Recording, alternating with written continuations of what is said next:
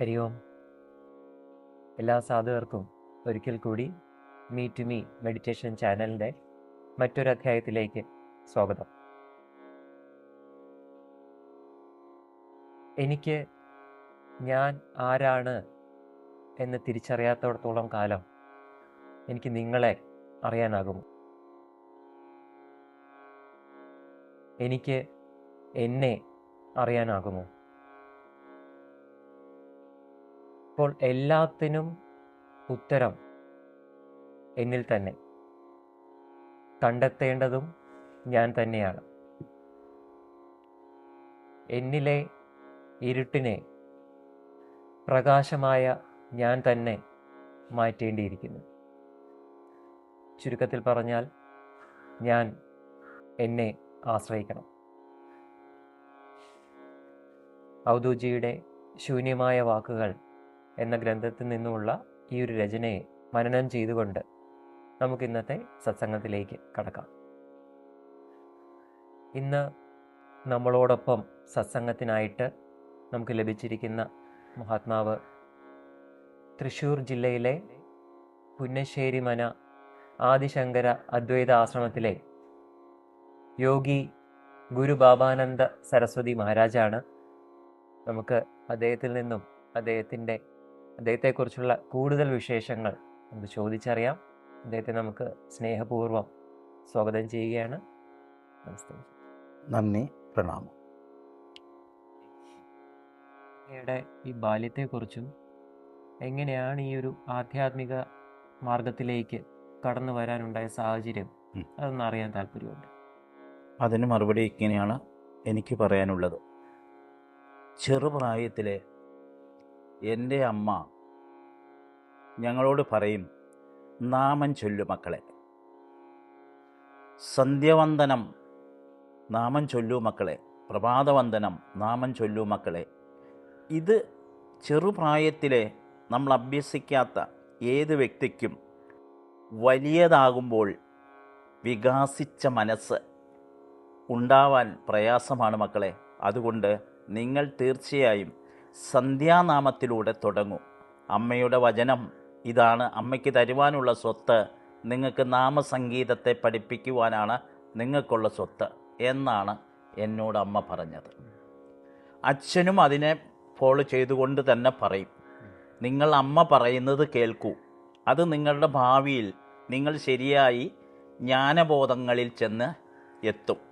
കാരണം വേദം എന്ന് വെച്ചാൽ ബോധം ഉണ്ടാകലാണ്, അറിവുണ്ടാവലാണ്. അറിവുള്ളവന് തോൽവിയില്ല. സമൂഹത്തിലും എവിടെയും ഏതു സ്ഥലത്തും അറിവാണ് നമ്മുടെ രാജപദവി, യാതൊരു സംശയവും വേണ്ട എന്നാണ് എൻ്റെ അച്ഛൻ അന്ന് ചൂണ്ടിക്കാട്ടിയ വാക്കുകൾ. അപ്പോൾ ഞങ്ങൾ സന്ധ്യാവന്ദനം നല്ല ശക്തിയായി നാമം ജപിക്കും. നാമം ആദ്യമൊക്കെ ജപിക്കുമ്പോൾ അച്ഛനും അമ്മമാരെ കാപട്യമായി ഒരു കാട്ടിക്കൂട്ടൽ മാത്രമായിരുന്നു ആദ്യത്തെ വാരം. പിന്നീട് നാമം തുടർന്ന് ജപിക്കാൻ തുടങ്ങിയപ്പോൾ ആ വിളക്കിനോടൊരു പ്രിയം നമ്മുടെ മനസ്സിൽ ഉദിച്ചു. അപ്പോൾ വിളക്ക് ഈശ്വരൻ്റെ ആണോ? അല്ല, അത് ഭൂമിദേവിയുടെ പാദത്തിലിരിക്കുന്ന നില ആസ്പദമാണ്. ഒന്ന്. രണ്ട്, അതിൻ്റെ പ്രഭ സൂര്യനാണ്. ആ സൂര്യനെയാണ് നമ്മൾ ആദ്യം ഭൂമിയിൽ സ്തുതിക്കേണ്ടത്. അത് ആരോഗ്യശാസ്ത്രത്തിലായാലും സൂര്യാവന്ദനം ചെയ്തിട്ട് വേണം ഏത് യോഗകളും ഏത് അഭ്യാസമുറകളും ഏത് ആയുർവേദമായാലും ഏത് ചികിത്സയായാലും സൂര്യാവന്ദനം കഴിഞ്ഞേ ചെയ്യാൻ പാടുള്ളൂ എന്ന് ഞാൻ അവിടെ വന്ന് ആ വിളക്കിൽ നിന്ന് തീരുമാനം. ആരും പറഞ്ഞതല്ല, എൻ്റെ മനസ്സിൽ ഡെയിലി ശിവനാമങ്ങളും വിഷ്ണുനാമങ്ങളും ദേവീനാമങ്ങളും ജപിക്കുമ്പോൾ എനിക്ക് ലഭിക്കുന്നത് അപ്രകാരം. ആ നാമസംഗീതമൊക്കെ ജപിച്ച് കഴിഞ്ഞപ്പോൾ പിന്നെ എനിക്ക് നാമസംഗീതം മുടങ്ങിയാൽ മനസ്സിനൊരു ഫീലായി, ടെൻഷനായി. അതോ എവിടെയെങ്കിലും ഒന്ന് മുടങ്ങിപ്പോയാൽ എനിക്കത് ദുഃഖം പോലെയായിരുന്നു. നാമം എനിക്ക് എത്തിച്ചേ പറ്റൂ. പിന്നീട് വിളക്കുകളൊന്നും വേണ്ട, വിളക്കില്ലാതെ കണ്ണടച്ച് ആ വിളക്ക് ഹൃദയത്തിൽ പതിയുന്നു. അത് കത്തി നിൽക്കുന്ന നിലവിളക്ക്, ആ 5 തിരിയായിട്ട് കത്തിക്കുന്ന നിലവിളക്ക്, അല്ലെങ്കിൽ 2 തിരിയായി തൊഴുകയോടുകൂടി 2 കൈയായി കത്തിച്ച നിലവിളക്ക് എൻ്റെ ഹൃദയത്തിൽ നിന്ന് കത്തുന്നത് പോലെ പിന്നീട് എനിക്കെൻ്റെ ഫീല് ഉണ്ടായി. പിന്നെ എനിക്ക് നിലവിളക്കിൻ്റെ ആവശ്യമില്ല. അങ്ങനെയായി. പിന്നെ ഞാൻ എവിടെയായാലും ഏത് മരത്തിൻ്റെ തറയിലായാലും ഇരുന്ന് ഞാൻ നാമങ്ങൾ ആ കൃത്യസമയത്ത് യാത്രയിൽ, ഞാൻ ധാരാളം യാത്ര ചെയ്യുന്ന ആളാണ്, ധാരാളം ക്ഷേത്ര ദർശനം ചെയ്യുന്ന ആളാണ്. ക്ഷേത്രത്തിൽ പോയാലും അതിൻ്റെ ആലിൻ്റെ തറയിലാണ് ഞാൻ കൂടുതൽ സമയം ചെലവഴിക്കാറ്. കാരണം ആൽത്തറയിലിരുന്ന് ആലിൻ്റെ കിഴക്കേ വശത്തിരുന്ന് നാമജപം ജപിച്ചാൽ ഉദയനാപർവ്വത ശക്തി നമ്മളിൽ ലഭിക്കുമെന്നാണ് ഞാൻ മനസ്സിലാക്കുന്നത്. ഉദയനാപർവ്വതം എന്ന് വെച്ചാൽ കിഴക്ക്, അവിടെ ബ്രഹ്മാണ്ടമാണ്. ആ ബ്രഹ്മാണ്ടത്തിലെ ജ്യോതിയുടെ ശക്തി നമുക്ക് ജ്വലിക്കുമെന്നാണ് നമ്മുടെ വിശ്വാസം, എനിക്ക് ലഭിച്ചത്. പിന്നീട് ഞാൻ എപ്പോഴും കിഴക്കേ വശത്തേക്ക് നോക്കുമ്പോൾ ബ്രഹ്മപീഠം കണ്ടുകൊണ്ടാണ് ജപിക്കുക. ബ്രഹ്മപീഠത്തിൻ്റെ അമ്മയാണ് സരസ്വതി. ആ സരസ്വതിയാണ് ആദി പരാശക്തിയായി ലോകം മുഴുവനും തുളുമ്പി നിൽക്കുന്നത്. എന്ന് പറഞ്ഞാൽ ലോകത്തിൻ്റെ ഭൂമി മാതാവായി നിൽക്കുന്നത് ആദി പരാശക്തിയാണ്. ലോകത്തിൽ ഒരു ദേവിയേ ഉള്ളൂ, ലോകത്തിലൊരു ദേവനേ ഉള്ളൂ. കാണുന്നതെല്ലാം ഭാവമാണെന്ന് തിരിച്ചറിവ് ലഭിച്ചു കഴിഞ്ഞു. പിന്നീട് സാദയം, വൈഷ്ണം, ശൈവം എന്ന 3 തരത്തിലുള്ള ദേവനും ഒന്നായി കാണുവാൻ നമ്മുടെ മനസ്സിന് പാകമായി കഴിഞ്ഞു. അപ്പോൾ ഞാൻ മനസ്സിലാക്കി, ക്ഷേത്രമൊന്നും ഒരു വ്യക്തിക്ക് ജപിക്കുവാൻ ആവശ്യമില്ല. അത് പാകമാകാത്തവർക്ക് അത് കണ്ട് തൊഴുവാനുള്ള ഒരു ആസ്പദമാണ് വിഗ്രഹങ്ങളെല്ലാം, തീർച്ചയായിട്ടും. കാരണം മനസ്സ് പാകമായാൽ എവിടെ കണ്ണടച്ചാൽ അവിടെ നമുക്ക് ഏത് ഈശ്വരനെയാണോ കാണണ്ടോ ആ ഭാവം നമ്മുടെ മനസ്സിൽ വന്നു ചേരുമെന്ന് ഒരു പൂർണ്ണ വിശ്വാസിയായി ഞാൻ മാറി. അതിനുശേഷം പിന്നീട് ഞാൻ ക്ഷേത്രങ്ങൾ കയറിയിറങ്ങി.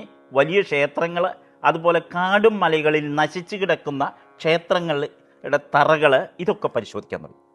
അങ്ങനെ പരിശോധന നടത്തിക്കൊണ്ട് മുന്നോട്ടുള്ള കാലഘട്ടം പിന്നീട് ഞാൻ ആശ്രമങ്ങളിലേക്ക് കയറാൻ തുടങ്ങി. ചെറുപ്രായത്തിലെ 10-20 വയസ്സിൻ്റെ താഴെയുള്ള കാലങ്ങളിൽ ആശ്രമങ്ങളിൽ നിന്ന് സഞ്ചാരകമായി മാറി ഞാൻ. അങ്ങനെ ഒരു സുപ്രഭാതത്തിൽ മണ്ണൂര്, പാലക്കാട് ജില്ലയിൽ പത്തിരിപ്പാലത്ത് രാമാനന്ദ മഠം എന്ന് പറയുന്ന രാമാനന്ദ മഠത്തിൽ ചെന്നുപെട്ടു. അവിടെ ചെന്നപ്പോൾ അവിടുത്തെ ഭക്ഷണമായ കഞ്ഞി, ഉച്ചക്കഞ്ഞി കിട്ടിയത് എനിക്കൊരു അമൃത് കിട്ടിയ ഫലമായി. കാരണം അവർ ആ കഞ്ഞിയിൽ ജീരകം, ഉലുവ, നാളികേരം ചുരണ്ടിയത്, അതുപോലെ വേറെ എന്തോ തുളസിയുടെ ഇല, അതുപോലെ തന്നെ പുതിയന, ഇതൊക്കെ മല്ലിയില, ഇതൊക്കെ മുറിച്ച് അതിൽ തൂവും ആ കഞ്ഞിയിൽ. എന്നിട്ട് ആ കഞ്ഞി ഔഷധക്കൂട്ടായിട്ടാണ് തരുന്നത്.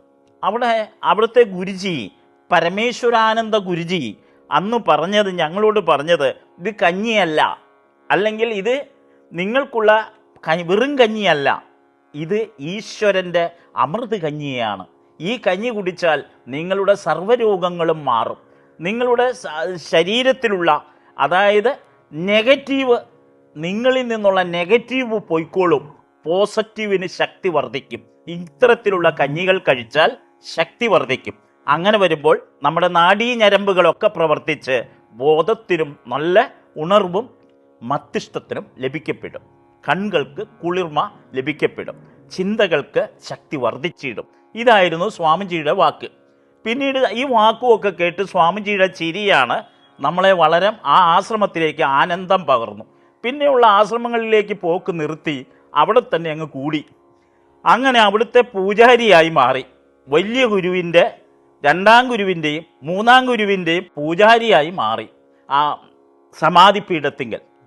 അതിനുശേഷം ലക്ഷാർച്ചനയായിരിക്കുന്ന തുളസി കൊണ്ടുള്ള ലക്ഷാർച്ചന, തുളസി താമര കൊണ്ടുള്ള ലക്ഷാർച്ചനയിലുമൊക്കെ പങ്കുകൊള്ളാൻ തുടങ്ങി. പിന്നീട് ഈ പറഞ്ഞ പത്തിരിപ്പാല രാമാനന്ദ മഠത്തിലെ സ്ഥിരം ആയി 2 വർഷത്തോളം അവിടെ കഴിഞ്ഞുകൂടി. അതിനുശേഷം പരമേശ്വരാനന്ദൻ എനിക്ക് ആദ്യമായി അവിടെ നിന്ന് നീ എൻ്റെ ശിഷ്യനാണ് എന്ന് പറഞ്ഞുകൊണ്ട് ശംഖ് കൊണ്ടൊക്കെ അഭിഷേകം ചെയ്തു. മുട്ടയടിച്ചു. മാവിൻ്റെ കടയ്ക്കൽ വെച്ച്, വട്ടമാവിൻ്റെ തറയിൽ വെച്ച് മുട്ടയടിച്ച് എന്നെ ശംഖാഭിഷേകം ചെയ്തു. അപ്പോൾ അദ്ദേഹം പറഞ്ഞു, ഞാൻ നിന്നെ എൻ്റെ ശിഷ്യനായി തീർത്തിരിക്കുന്നു. ഞാൻ ശിഷ്യനാകുന്ന സമയത്ത് പത്മാവതി അമ്മ എന്ന് പറഞ്ഞ ഒരു മേഡവും ഉണ്ടായിരുന്നു. അവർ കൂമ്പഴക്കളത്ത് കോറാത്ത് വീട്ടിലെ ശങ്കരമേനോൻ്റെ മകളുമാണ്. അവരും ശിഷ്യത്വം സ്വീകരിച്ചു. പിന്നെ അതുകൂടാതെ കൊണ്ട് കോഴിക്കോട് വടകരയ്ക്കടുത്ത് ഉള്ള ഗോപാലൻ നായരും ശിഷ്യത്വം ചേർന്നു. എനിക്ക് തന്ന ഇടയ്ക്ക് അതിൽ ഏറ്റവും പ്രായം കുറഞ്ഞ ഒരു വ്യക്തി അന്ന് ഞാനായിരുന്നു. ബാക്കിയുള്ളവരൊക്കെ ശരിയായി 10, 50, 55 വയസ്സുള്ളവരായിരുന്നു. ഞാൻ ബാല്യനായിരുന്നു, വളരെ 20 വയസ്സിൻ്റെ താഴെയുള്ളവനായിരുന്നു. എങ്കിൽ അദ്ദേഹം എന്നോട് പറഞ്ഞു, നീ ശിഷ്യനായെന്ന് ചൊല്ലി ഇവിടെ ബ്രഹ്മചാരിയാകാൻ ഞാൻ അനുവദിക്കില്ല. ഞാൻ നിനക്ക് ശിഷ്യത്വമൊക്കെ തന്നു, നിനക്ക് സന്യാസം ഭാവിയിൽ കിടപ്പുണ്ട്, അതിലേ നീ എത്തൂ എന്ന് അദ്ദേഹം പരമേശ്വരാനന്ദൻ തർപ്പിച്ചു പറഞ്ഞു. എല്ലാവരും അദ്ദേഹത്തെ പാദം വണങ്ങും. എന്നാൽ ഒരു സന്യാസിയുടെ പാദം വണങ്ങുന്നതിൽ ഒരുപാട് ഉത്തരങ്ങളുണ്ട്. ഇത് മനസ്സിലാക്കിയ ഭക്തജനം വളരെ കുറവായിരിക്കും. അതിൽ പറഞ്ഞാൽ ഇപ്രകാരമാണ്: വേദം എന്ന് പറഞ്ഞാൽ വിവരം, ബോധം, ജ്ഞാനം, അറിവ് എന്നിങ്ങനെ അറ്റമില്ലാത്ത വാക്കാണ് അതിൽ കിടക്കുന്നത് വേദം എന്ന് പറയുന്നതിന്. അതിലെ ഒരു അംശമാണ് ഒരു ഗുരുവിൻ്റെ പാദം വണങ്ങുന്നതിൽ ഒരുപാട് ഉത്തരങ്ങളുണ്ട്. ആ ഉത്തരങ്ങളെ നിങ്ങൾ മനസ്സിലാക്കി ചെയ്താൽ അത് നമുക്ക് അമൃതായ അനുഗ്രഹമായി മാറും. ഇല്ലാത്ത പക്ഷം അത് നമ്മളിൽ നിന്നുള്ള അനുഗ്രഹം ഗുരുവിലേക്ക് തിരിച്ച് വലിഞ്ഞു പോകും. അതാണ് കാന്ത്രീയ ശക്തി. അത് മെഡിറ്റേഷൻ ശരിയായ പവറുള്ള ഏത് ആചാര്യന്മാരുടെ ആയാലും ഏത് ഗുരുക്കളുടെ ആയാലും അതിൻ്റെ വിധി അറിഞ്ഞ്, പാദം നമസ്കരിക്കേണ്ട വിധി അറിഞ്ഞ് നമ്മൾ പെരുമാറുകയും ക്രിയകൾ ചെയ്യുകയും ആചാരം അനുഷ്ഠിക്കുകയും ചെയ്താൽ തീർച്ചയായും ആ ഗുരുവിൽ നിന്നുള്ള അറിവിൻ്റെ അനുഗ്രഹം നമ്മളിൽ ചൊരിയും. ഇത് സത്യമാണ്. ഇനി ഒരു ഗുരുവിൻ്റെ പാദം നമസ്കരിക്കേണ്ടത് എങ്ങനെ എന്നൊരു ചോദ്യം. ഗുരുവിൻ്റെ പാദം 5 വിരലോടുകൂടി, അങ്ങനെ 10 വിരലോടുകൂടി 2 പാദം ചേർന്ന് നിൽക്കുമ്പോൾ ഒന്ന് പരമശിവന്റെ പാദവും 2 പാർവതിയുടെ പാദവുമാണ് എന്ന് ആദ്യം ഓർക്കുക. രണ്ടാമത് പറയുവാനുള്ള മറ്റൊരു സത്യം, ഈ പാദത്തിൻ്റെ സെൻറ്ററിൽ നമ്മൾ തൊട്ടാൽ നമ്മളിലുള്ള തൽസത്ത് അല്ലെങ്കിൽ പോസിറ്റീവ് അങ്ങോട്ട് വലിഞ്ഞു പോകും, ഗുരുവിലേക്ക് തിരിച്ചെടുക്കപ്പെടും. എന്ന് പറഞ്ഞാൽ ഗുരു എടുക്കുന്നതല്ല, പ്രപഞ്ചത്തിൻ്റെ തീരുമാനമാണത്. ആ പ്രപഞ്ചത്തിൻ്റെ തീരുമാനം ആണ് അങ്ങോട്ട് വലിഞ്ഞു പോകുക എന്ന്. ആ ഗുരു പോലും അറിയാതെ വലിഞ്ഞു പോകും. എന്നാൽ അതിൻ്റെ പരമാനന്ദം ആ ഗുരുവിൻ്റെ തള്ളവിരലിലാണ് നമസ്കാരം ചെയ്യാൻ പാടുള്ളൂ. ഒരു ഗുരുവിൻ്റെ തന്നെ വലത്തെ കാലിൻ്റെ തള്ളവിരലിൽ നമസ്കരിച്ചാൽ പരമശിവന്റെ അനുഗ്രഹവും അല്ലെങ്കിൽ മഹാവിഷ്ണുവിൻ്റെ അനുഗ്രഹവും അല്ലെങ്കിൽ ബ്രഹ്മാവിൻ്റെ അനുഗ്രഹവും എന്നാണ് അതിൻ്റെ നിഘണ്ടു. എന്നാൽ ആ ഇടതുകാലിൻ്റെ തള്ളവിരലിലാണ് തൊടുന്നതെങ്കിൽ പാർവതി മാതാവിൻ്റെ അനുഗ്രഹവും അല്ലെങ്കിൽ ലക്ഷ്മി ദേവിയുടെ അനുഗ്രഹവും അല്ലെങ്കിൽ സരസ്വതി ദേവിയുടെ അനുഗ്രഹവും എന്നാണ് അതിൻ്റെ നിഘണ്ടു. ഇതാണ് തീരുമാനം. ഇതാണ് ഗുരുക്കളുടെ കാലുകൾ നമസ്കരിക്കുമ്പോൾ അറിഞ്ഞുകൊണ്ട് നമസ്കരിച്ചാൽ നാം എന്തിനാണോ നമസ്കരിക്കുന്നത് അതിൻ്റെ പുണ്യാമം ലഭിക്കപ്പെടും. പത്തിരിപ്പാല സമീപത്തിന് അടുത്ത് രാമാനന്ദ ആശ്രമത്തിൻ്റെ മുൻ മഠാധിപതിയായ ആദ്യ ഗുരു, എൻ്റെ ഗുരു പരമേശ്വരാനന്ദ സ്വാമിജി ഗുരുനാഥൻ്റെ മുൻ ഗുരു, അദ്ദേഹത്തിൻ്റെ ഗുരുനാഥൻ. 2 കണ്ണുകളും അദ്ദേഹത്തിനില്ല, 2 നേത്രങ്ങളും അദ്ദേഹത്തിനില്ല. പക്ഷേ അദ്ദേഹം എല്ലാ ഭാഷകളും ധാരാളം ബുക്കുകളും അദ്ദേഹം എഴുതിയിട്ടുണ്ട്. ഒരുപാട് പ്രഭാഷണങ്ങളും അദ്ദേഹം ചെയ്തിട്ടുണ്ട്. എല്ലാ ഭാഷകളും 64 ഭാഷയും ആൾ സംസാരിക്കും. ഈ കണ്ണില്ലാത്ത ഈ സ്വാമിജിക്ക് അത്രയും ദിവ്യശക്തിയുള്ള ഒരു മഹാത്മാവാണ് എന്ന് ഞങ്ങളുടെ ഗുരുനാഥന്മാരെല്ലാം പറഞ്ഞുള്ള അറിവ് ഞങ്ങളിൽ നിൽക്കുന്നു. അതുകൂടാതെ ഈ ആശ്രമം കേരളത്തിലെ സംബന്ധിച്ച് ഗംഭീര ആശ്രമങ്ങളിലെ ഒരു ആശ്രമമാണ്. അത് മണ്ണൂർ പത്തിരിപ്പാലയ്ക്ക് രാമാനന്ദ മഠമാണ് ആ മഠം. അവിടെ ഒരുപാട് സ്വാമിമാരുണ്ടായിരുന്നു. ആ കൂട്ടത്തിൽ ഞാനും ഉണ്ടായിരുന്നു. അന്നത്തെ കാലത്ത് അവിടെ 116 സ്വാമിമാരെ അന്തേവാസികളായിട്ടുണ്ടായിരുന്നു. അവരുടെ 54 പേരുടെ സമാധിയും അവിടെ തന്നെയുണ്ട്. ഇപ്പോൾ അവിടെ വളരെ കുറച്ചു പേര് മാത്രമേ, സന്യാസിയായിട്ട് ഒരാൾ മാത്രമേ ഉള്ളൂ. ബാക്കിയുള്ളതൊക്കെ അവിടുത്തെ ഓരോ ജീവനക്കാരാണ്. സന്യാസികളായിട്ട് ആരും, ഒരു സ്വാമി ഒഴിച്ചു ബാക്കി ആരും ഇപ്പോൾ നിലവിൽ അവിടെ ഇല്ല. പിന്നീട് ഞാൻ ആശ്രമത്തിൽ നിന്ന് പരമേശ്വരാനന്ദൻ എന്നോട് ഇങ്ങനെയാണ് ശബ്ദിച്ചത്: അല്ലയോ പാപാനന്ദ, നീ തിരിച്ചു പോണം നിന്റെ വീട്ടിലേക്ക്. അപ്പോൾ ഞാൻ പറഞ്ഞു, ഞാൻ തിരിച്ചു പോകണ്ട ഗുരുനാഥ, കാരണം ഞങ്ങൾ 5 മക്കളാണ്. ഞാൻ അവിടുന്ന് കുറഞ്ഞാലും ബാക്കി 4 പേര് അച്ഛനമ്മമാർക്ക് തുണയായി ഉണ്ട്. അപ്പൊ ഗുരു പറഞ്ഞു, പോരാ, തൻ്റെ പകരം വയ്ക്കുവാൻ മറ്റ് 4 മക്കളും ആവില്ല. ഇങ്ങനെ ഓരോ മക്കൾക്കും പകരം വയ്ക്കുവാൻ ഒരുവന് കഴിയില്ല. ഇത് ബ്രഹ്മാണ്ടത്തിൻ്റെ തീരുമാനമാണ്, അല്ലെങ്കിൽ പ്രപഞ്ചത്തിൻ്റെ തീരുമാനമാണ്. ഒരാൾക്ക് പകരം വയ്ക്കാൻ മറ്റാരും ഉണ്ടായിരിക്കില്ല. ഉണ്ട് എന്ന് ആരെങ്കിലും പറയുന്നുണ്ടെങ്കിൽ അത് അസത്യമെന്ന് പറയേണ്ടി വരും. ഇതാണ് ഗുരുനാഥൻ പറഞ്ഞത്. അപ്പോൾ ഞാൻ വീണ്ടും ഭഗവാനായിരിക്കുന്ന ഗുരുനാഥനോട് ചോദിച്ചു, അല്ലയോ ഗുരുനാഥ, ഞാൻ വല്ലപ്പോഴും പോയി പോന്നാൽ പോരെ? വീട്ടിൽ പോയി ഒന്ന് അന്വേഷിച്ച് പോന്നാൽ പോരെ? അപ്പോൾ പറഞ്ഞു, പോരാ, താൻ ചെയ്യേണ്ട ധർമ്മങ്ങൾ അവിടെ ഉണ്ട്. ആ ധർമ്മങ്ങൾക്ക് താൻ സമയം കളയാൻ ഇനിയില്ല. ഒരു മനുഷ്യ ആയുസ്സിൽ, തീർച്ചയായിട്ടും ഒരു മനുഷ്യ ആയുസ്സിൽ നമുക്ക് വളരെ സമയം കുറവാണ്. കാരണം എവിടെ നിന്ന് വന്നോ അവിടേക്ക് തിരിച്ചു പോകുവാനുള്ള സമയം ടൈം ടേബിൾ ആകുന്നതിന് മുൻപ് താൻ ചെയ്തു വെക്കേണ്ട ജോലികൾ ചെയ്ത് തീർത്തേ അവിടേക്ക് എത്തേണ്ടതാണെന്ന് ഓർക്കണം എന്നാണ് ഗുരു പറഞ്ഞത്. അപ്പോൾ ഞാൻ പറഞ്ഞു, മഹാത്മാവേ ഗുരുനാഥ, എനിക്ക് അപ്പോഴും പറയാനുണ്ട്, സംശയമുള്ള ഒരു വ്യക്തിയാണ്, എന്നോട് പൊറുക്കണം. ഞാൻ ഒരു മാസം അവിടെ നിന്ന് 1 മാസം ഇവിടെ വന്ന് നിന്നോട്ടെ, പാടില്ല. വർഷത്തിലൊരു പ്രാവശ്യമേ ഈ പടി ചവിട്ടാവൂ. ബാക്കി നിന്റെ ഉള്ളിൽ പതിഞ്ഞിട്ടുണ്ടല്ലോ, ആ ഉള്ളിൻ്റെ ഉൾക്കണ്ണാടിയിലെ കണ്ണ്, നിന്റെ ഹൃദയത്തിൽ എന്നെ ഇഷ്ടമായ നീ എന്നെ നിന്റെ ഹൃദയത്തിൽ പതിച്ചിട്ടുണ്ട് എന്ന് എനിക്കറിയാം. നിന്നെ ഞാൻ കാണുന്നുണ്ട് ധ്യാനിക്കുമ്പോൾ. അതുകൂടെ പറഞ്ഞു. ഞാൻ അതുപോലെ തന്നെ ഗുരുവിനെ ധ്യാനിക്കും. അങ്ങനെ പരമേശ്വരാനന്ദനെ ധ്യാനിച്ച് എല്ലാം കഴിഞ്ഞ് വീട്ടിൽ ഒക്കെ ഇരിക്കും. വീടിൻ്റെ കാര്യങ്ങൾ, അച്ഛനമ്മമാർക്ക് വേണ്ട പ്രൊട്ടക്റ്റ് എന്നിൽ നിന്ന് കഴിയുന്ന, ഒരു മകനിൽ നിന്ന് എന്നിൽ നിന്ന് കഴിയുന്നതൊക്കെ ചെയ്തു. പിന്നീട് എന്നാലും എനിക്ക് ആശ്രമത്തിൻ്റെ ഇമ്പമാണ് എൻ്റെ മനസ്സിൽ കമ്പമായി തങ്ങി എന്നെ എപ്പോഴും മോട്ടിവേഷൻ ചെയ്തുകൊണ്ടിരുന്നത്. മനസ്സിനെ പറയുക, നീ ഒരു ആശ്രമവാസിയാണ്, നീ ഒരു ആശ്രമം ഇവിടെ തുടങ്ങൂ, ഇവിടെ ഒരു ക്ഷേത്രം മുടിഞ്ഞ സ്ഥലമല്ലേ, ഇത് തന്നെ അങ്ങ് തരയൂ. അങ്ങനെ എൻ്റെ വീടായ സ്ഥലം ഞാനൊരു ആശ്രമമാക്കി ഒരു ക്ഷേത്രം അങ്ങ് പ്രതിഷ്ഠിച്ചു. ക്ഷേത്രം പ്രതിഷ്ഠിച്ചപ്പോൾ ശാന്തിമണി ഞാൻ അവിടുന്ന് കുറേ പഠിച്ചു, എല്ലാം പഠിച്ചു, പൂജാവിധികളിലൊക്കെ പഠിച്ചു. അവിടെ 3 സമാധി പീഠങ്ങളൊക്കെ ഞാനായിരുന്നു. ഗുരുപൂജ, അങ്ങനെ ഗണപതി പൂജ, സുബ്രഹ്മണ്യ പൂജ, ദേവി പൂജ, അയ്യപ്പ പൂജ, അങ്ങനെയുള്ള പൂജകളൊക്കെ പഠിച്ചെടുത്തു ആ ചുരുങ്ങിയ സമയം കൊണ്ട്. അതൊക്കെ പഠനമെല്ലാം കഴിഞ്ഞതിന് ശേഷം ഇവിടെ വന്ന് അതിൻ്റെ താന്ത്രിക പൂജ നടത്തി, പ്രതിഷ്ഠകളെല്ലാം കഴിച്ചു, അഭിഷേകങ്ങൾ കഴിച്ചു, അതിൻ്റെ ശുദ്ധികൾ ചെയ്തു, മത്സ്യരൂപം ഉണ്ടാക്കി, അതിൻ്റെ ശുദ്ധി കലശങ്ങളും അങ്ങനെയുള്ള എല്ലാ കാര്യങ്ങളും, അതിൻ്റെ നവീന കലശങ്ങളൊക്കെ നടത്തി അതിനെ പ്രതിഷ്ഠ ചെയ്തു, തായിക്കുടം വെച്ചു, എല്ലാം ചെയ്തു.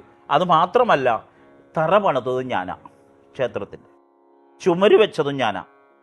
അതിൻ്റെ വാർക്ക മാത്രമേ കോണ്ടാക്റ്റ് കൊടുത്തുള്ളൂ. കാരണം കൽപ്പണി എനിക്ക് ഓട്ടോമാറ്റിക്കായിട്ട് അറിയാം. ഇത് പരമസത്യമാണ്. കൈകൾ നല്ല തഴമ്പുള്ളതാണ് പണിയെടുത്ത്. കാരണം ഒരു സ്വാമി, അല്ലെങ്കിൽ ഞാനൊരു സ്വാമിയാണെന്ന് പറഞ്ഞ് കൈകെട്ടി നിൽക്കില്ല.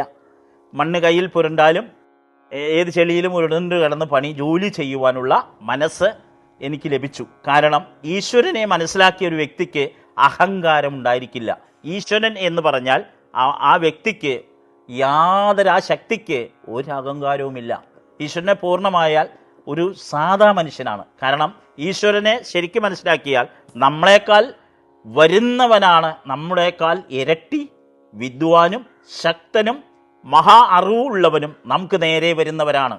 ആ ഒരു ബോധം നമ്മൾ ഈശ്വരനെ മുറുകെ പിടിച്ചാൽ നമ്മുടെ ഉള്ളു തുറന്ന് നമ്മളോട് പറയും. വേറെ എങ്ങും ചിന്തിക്കാനില്ല നമ്മുടെ ഉള്ളിലേക്ക്. നമ്മൾ ക്ഷേത്രത്തിൻ്റെ തിരുനടയിൽ പോയി കണ്ണടച്ച് തൊഴുമ്പോൾ ക്ഷേത്രത്തിലേക്കല്ല നമ്മൾ നോക്കുന്നത്, നമ്മുടെ ഉള്ളിൻ്റെ ഉള്ളിലേക്ക്. ഉള്ളിലെ ഹൃദയക്ഷേത്രമാണ് തുറക്കുന്നത്.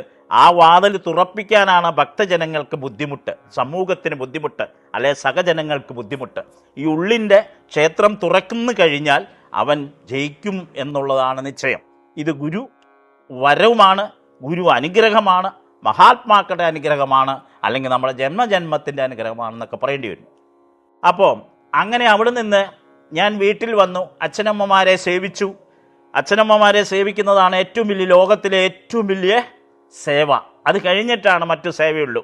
മാതാ പിതാ ഗുരു ധർമ്മങ്ങൾ പാലിക്കുന്നവനാണ് ഈശ്വരനെ മനസ്സിലാക്കിയവൻ എന്ന് നമ്മൾ നിശ്ചയിക്കണം.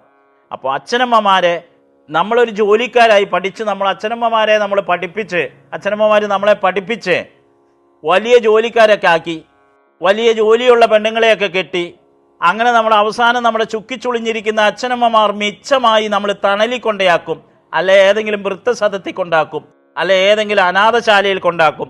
ഇതിനൊന്നും എനിക്ക് യോജിക്കാനാവില്ല. ഈ ജന്മം യോജിക്കാൻ ഒരിക്കലും ആവില്ല. അത് തെറ്റാണ്. കാരണം നമ്മുടെ സ്വാർത്ഥതയ്ക്കും നമ്മുടെ സുഖത്തിനും വേണ്ടി നമുക്ക് ജന്മം തന്ന് നമ്മളെ തോളോളമാക്കി, നമ്മളെ തന്നോളമാക്കി പഠിപ്പും എല്ലാം സമ്മാനിച്ച ആ അച്ഛനമ്മമാരെ അവസാന നിമിഷം അവർ ബാലന്മാരും ബാലികമാരുമായി മാറും. അച്ഛനമ്മമാർ ബാലനും ബാലികയുമായി മാറുന്ന പ്രായത്തിൽ അവരെ കൊണ്ടുപോയി തണലിലോ അല്ലെങ്കിൽ അനാഥശാലകളിലോ കൊണ്ടുപോയി വലിച്ചെറിയുന്നതിൽ അതിലൊരിക്കലും എനിക്ക് യോജിക്കാനാവില്ല. കാരണം ഞാൻ അതിനെ അംഗീകരിക്കില്ല. കാരണം എൻ്റെ എന്ത് നഷ്ടപ്പെട്ടാലും ആ അച്ഛനമ്മമാരെ നോക്കിയിട്ടുള്ള ആ മഹിമയെയാണ് ഞാൻ ഇഷ്ടപ്പെടുന്നുള്ളൂ. ഇത് ഏറ്റവും വലിയ സത്യം. കാരണം ഇന്ന് സമൂഹത്തിൽ സഹജനങ്ങൾ കാണിക്കുന്നത് സ്വന്തം അമ്മിയം പാല് തന്ന് വളർത്തി വലുതായി നല്ലൊരു യോദ്ധാവാക്കിയൊക്കെ കഴിഞ്ഞ് നല്ലൊരു വ്യക്തിയാക്കി കഴിഞ്ഞ് അത് കഴിയുമ്പോൾ ആ അമ്മിങ്ങപ്പാലിൻ്റെ കൂറോ സ്നേഹമോ വാത്സല്യമോ നഷ്ടപ്പെടുത്തി അതെല്ലാം മറന്ന് ഒരു സുന്ദരിയായ ഒരു പെണ്ണിനെയും കിട്ടിക്കഴിഞ്ഞാൽ ലോകവും മറന്ന് അവരിൽ കഴിഞ്ഞ് ഈ ഭൂമി അവരുടെ ശിരസിലാണ് ഇരിക്കുന്നതെന്ന് അഹങ്കാരത്തോടുകൂടി മാതാപിതാക്കളെ നോക്കുന്ന മക്കളെ ഒരിക്കലും നിങ്ങൾ ചെയ്താൽ നിങ്ങളുടെ മക്കളിലൂടെ നിങ്ങൾ അത് അനുഭവിച്ച് ഈ ഭൂമിയിൽ നിന്ന് പ്രപഞ്ചത്തിൻ്റെ ബ്രഹ്മാണ്ടത്തിൽ നിന്ന് കടന്നു പോകാൻ കഴിയൂ. ഇതാണ് പരമസത്യം. യാതൊരു സംശയമില്ലാത്ത കാര്യമാണ്. കാരണം നാം തെറ്റ് ചെയ്താൽ അതിനുള്ള ശിക്ഷ ഈ ബ്രഹ്മാണ്ടത്തിൽ നിന്ന് തന്നെ കിട്ടിയിട്ടേ നാം അങ്ങോട്ടെത്തൂ. അത് നമുക്ക് എട്ടിൻ്റെ പണി അപ്പം തന്നെ കയ്യോടെ കലിയുഗത്തിൽ ലഭിക്കപ്പെടുമെന്നാണ് എൻ്റെ വിശ്വാസം. എന്നെ ബോധ്യപ്പെടുത്തിയിരിക്കുന്നത് പല കാര്യങ്ങളും. ഞാൻ പല കാരണങ്ങളിലും അനുഭവം കണ്ടിട്ടുണ്ട്. പലരുടെയും എട്ടിൻ്റെ പണി അവർക്ക് കിട്ടുന്നത്. അതുകൊണ്ടാണ് ഞാൻ ഇത് ഇത്രയും സാക്ഷ്യത്തിൽ എനിക്ക് പറയാൻ കഴിയുന്നതും. പിന്നെ ഞാൻ ഒരുപാട് നോക്കി വീക്ഷിച്ച് ആ സമയത്തിൽ ധാരാളം പേര് വരുമല്ലോ, അവരുടെ ഓരോ കുശലങ്ങളും കേൾക്കുമ്പോഴും ഒക്കെ ഞാൻ മനസ്സിലാക്കുന്നുണ്ട്. അപ്പോൾ അതുകൊണ്ടാണ് ഞാൻ ഇത്രയും കൺഫേമായിട്ട് പറയുന്നത്. പിന്നെ പറയാനുള്ളത്, ഞാൻ അവിടെ അമ്പലം ആയിട്ട് പ്രതിഷ്ഠയൊക്കെ കഴിച്ചു. അതിൻ്റെ എല്ലാം കഴിഞ്ഞു. ദുർഗാക്ഷേത്രം എന്ന് പേരും അതിനെ ഓതി. ആ ദുർഗാക്ഷേത്രം എന്ന് പേരെഴുതി അവിടെ ഞാൻ പൂജ ഞാൻ തന്നെ നേരിട്ട് കയറി. എന്നും 2 നേരം പൂജ ചെയ്യും. ഉച്ചയ്ക്ക് ഒന്ന് വിളക്ക് കൊളുത്തി ചില വെള്ളം തെളിച്ചേക്കും. ഒരു ഉച്ചപൂജ എന്നുള്ള ഒരു മട്ട് പൂജ പൂർത്തിയാക്കിയില്ല, വെറുതെ തെളിച്ച് ഒരു ഉച്ചയ്ക്ക് ഒരു ആഹാരം കൊടുക്കുന്ന ഒരു സമയം, മനസ്സിലായല്ലോ? അതുമാത്രം, അതിന് പൂജയില്ല. കാരണം ചിലപ്പോൾ എനിക്ക് നിർത്തിക്കാൻ പറ്റിയില്ലെങ്കിലോ, ഞാൻ സഞ്ചാടകനാണ്, അപ്പോൾ ഇവിടെ പങ്കം വരാനും പാടില്ല. അതുകൊണ്ട് 2 നേരം പൂജ, ഉച്ചയ്ക്ക് ഒരു തെളിച്ച് ഉള്ള ഒരു വിളക്ക്, ഒരു നിവേദ്യങ്ങൾ. ഒന്നെങ്കിൽ ഞാൻ എന്താണോ കഴിക്കുന്നത് അതാണ് എൻ്റെ ദേവൻ്റെ പ്രസാദം.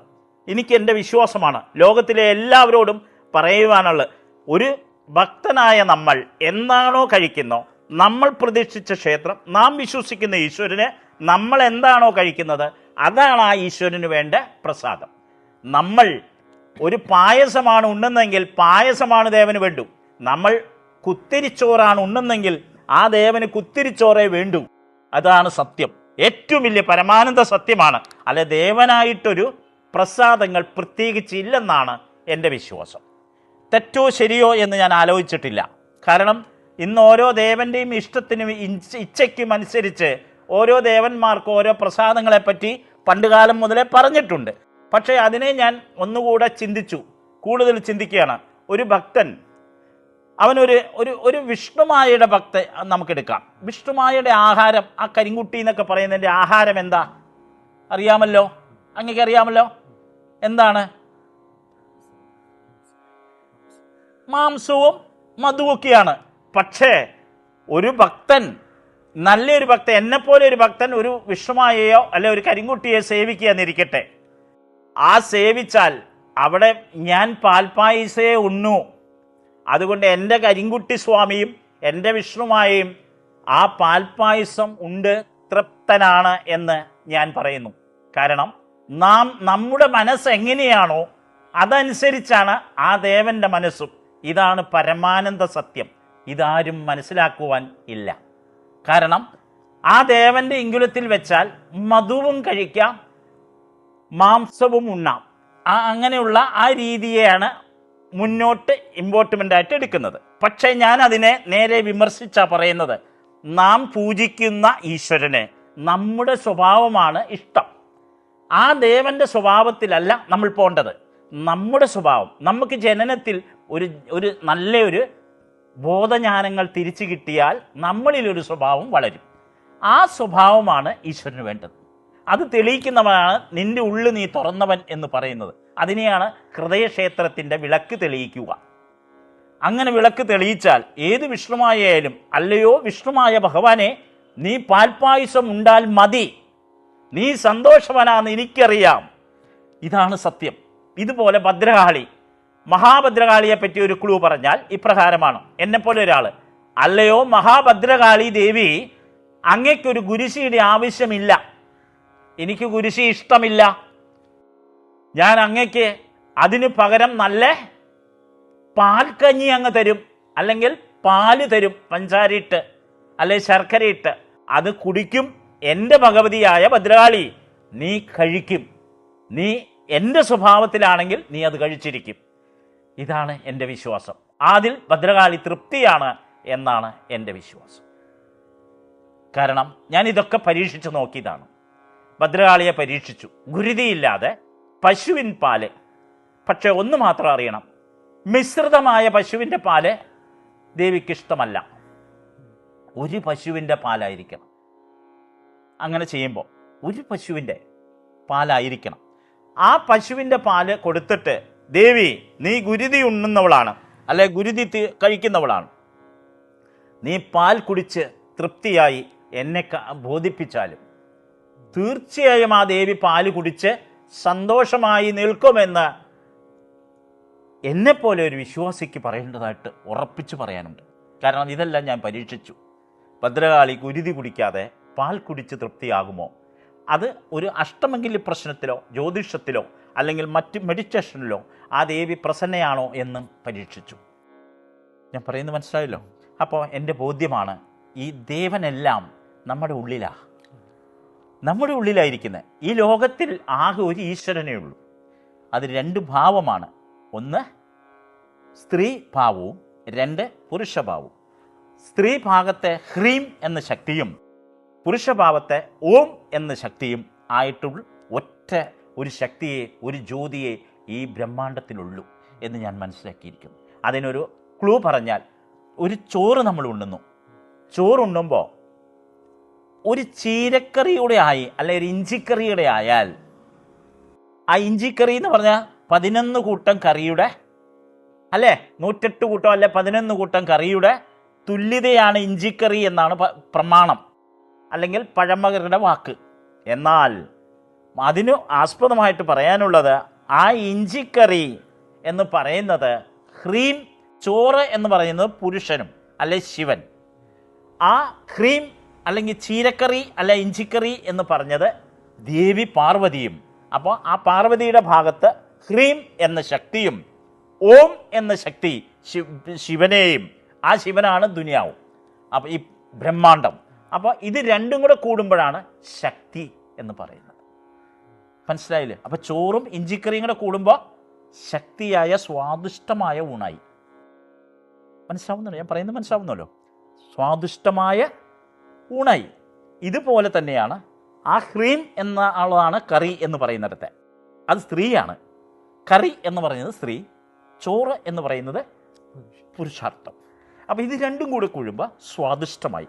സ്വാദിഷ്ടമാകുന്നതിന് നമ്മൾ അവിടെ ദേവഭാവത്തിലേക്ക് പറയുമ്പോൾ ശക്തി, അല്ലെങ്കിൽ ശിവശക്തി, അല്ലെ വിഷ്ണുശക്തി, അല്ലെ ബ്രഹ്മശക്തി, അല്ലെ ബ്രഹ്മാണ്ഡ ശക്തി, അല്ലെങ്കിൽ കൈലാസ ശക്തി, അല്ലെങ്കിൽ ബ്രഹ്മാണ്ഡ ശക്തി, അല്ലെ കൈലാസ ശക്തി എന്നൊക്കെ അതിനെ വിശേഷിപ്പിക്കാം. ഇതാണ് സത്യം.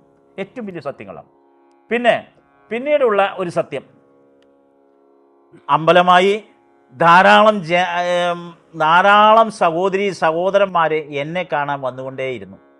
അമ്പലം വെച്ചതിന് ശേഷം സ്വപ്നം കണ്ട് ജനങ്ങൾ വന്നുകൊണ്ടിരിക്കുകയാണ്. ഒരു പരസ്യമോ ഒരു ബോർഡോ ഒന്നും എനിക്കില്ല.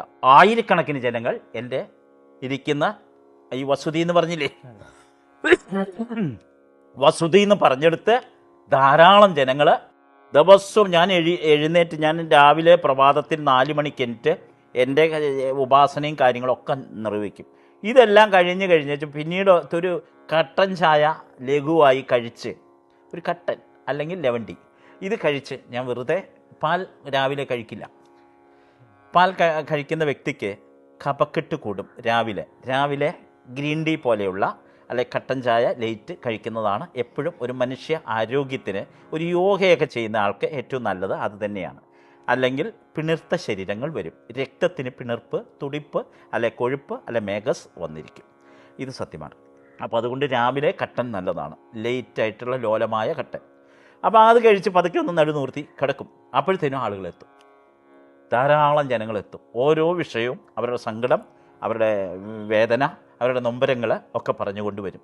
അപ്പം ഞാൻ അതിനൊക്കെ ഇതുപോലെ ക്ലാസ് കൊടുക്കും, അതിൻ്റെ പ്രതിവിധികൾ പറയും. ഇപ്പം നിങ്ങൾ അടുത്തുള്ള ക്ഷേത്രമുണ്ടോ, ആ ക്ഷേത്രത്തിൽ ചിലപ്പോൾ ശിവന് ഒരു വില്ലത്തിൻ്റെ ഒരു മാല നേരൂ, മാല കൊടുക്കൂ, സമർപ്പിക്കൂ ഭഗവാനെ, എന്നിട്ട് ചുറ്റിട്ട് തൊഴൂ.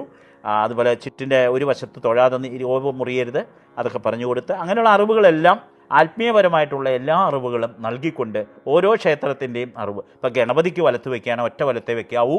ഗണപതിക്ക് വലത്ത് വയ്ക്കുന്നവർ അറിയണം, ഏത് ഗണപതിയുടെ ടെമ്പിളിനായാലും ഒറ്റ പ്രദക്ഷിണയെ വയ്ക്കാൻ പാടുള്ളൂ.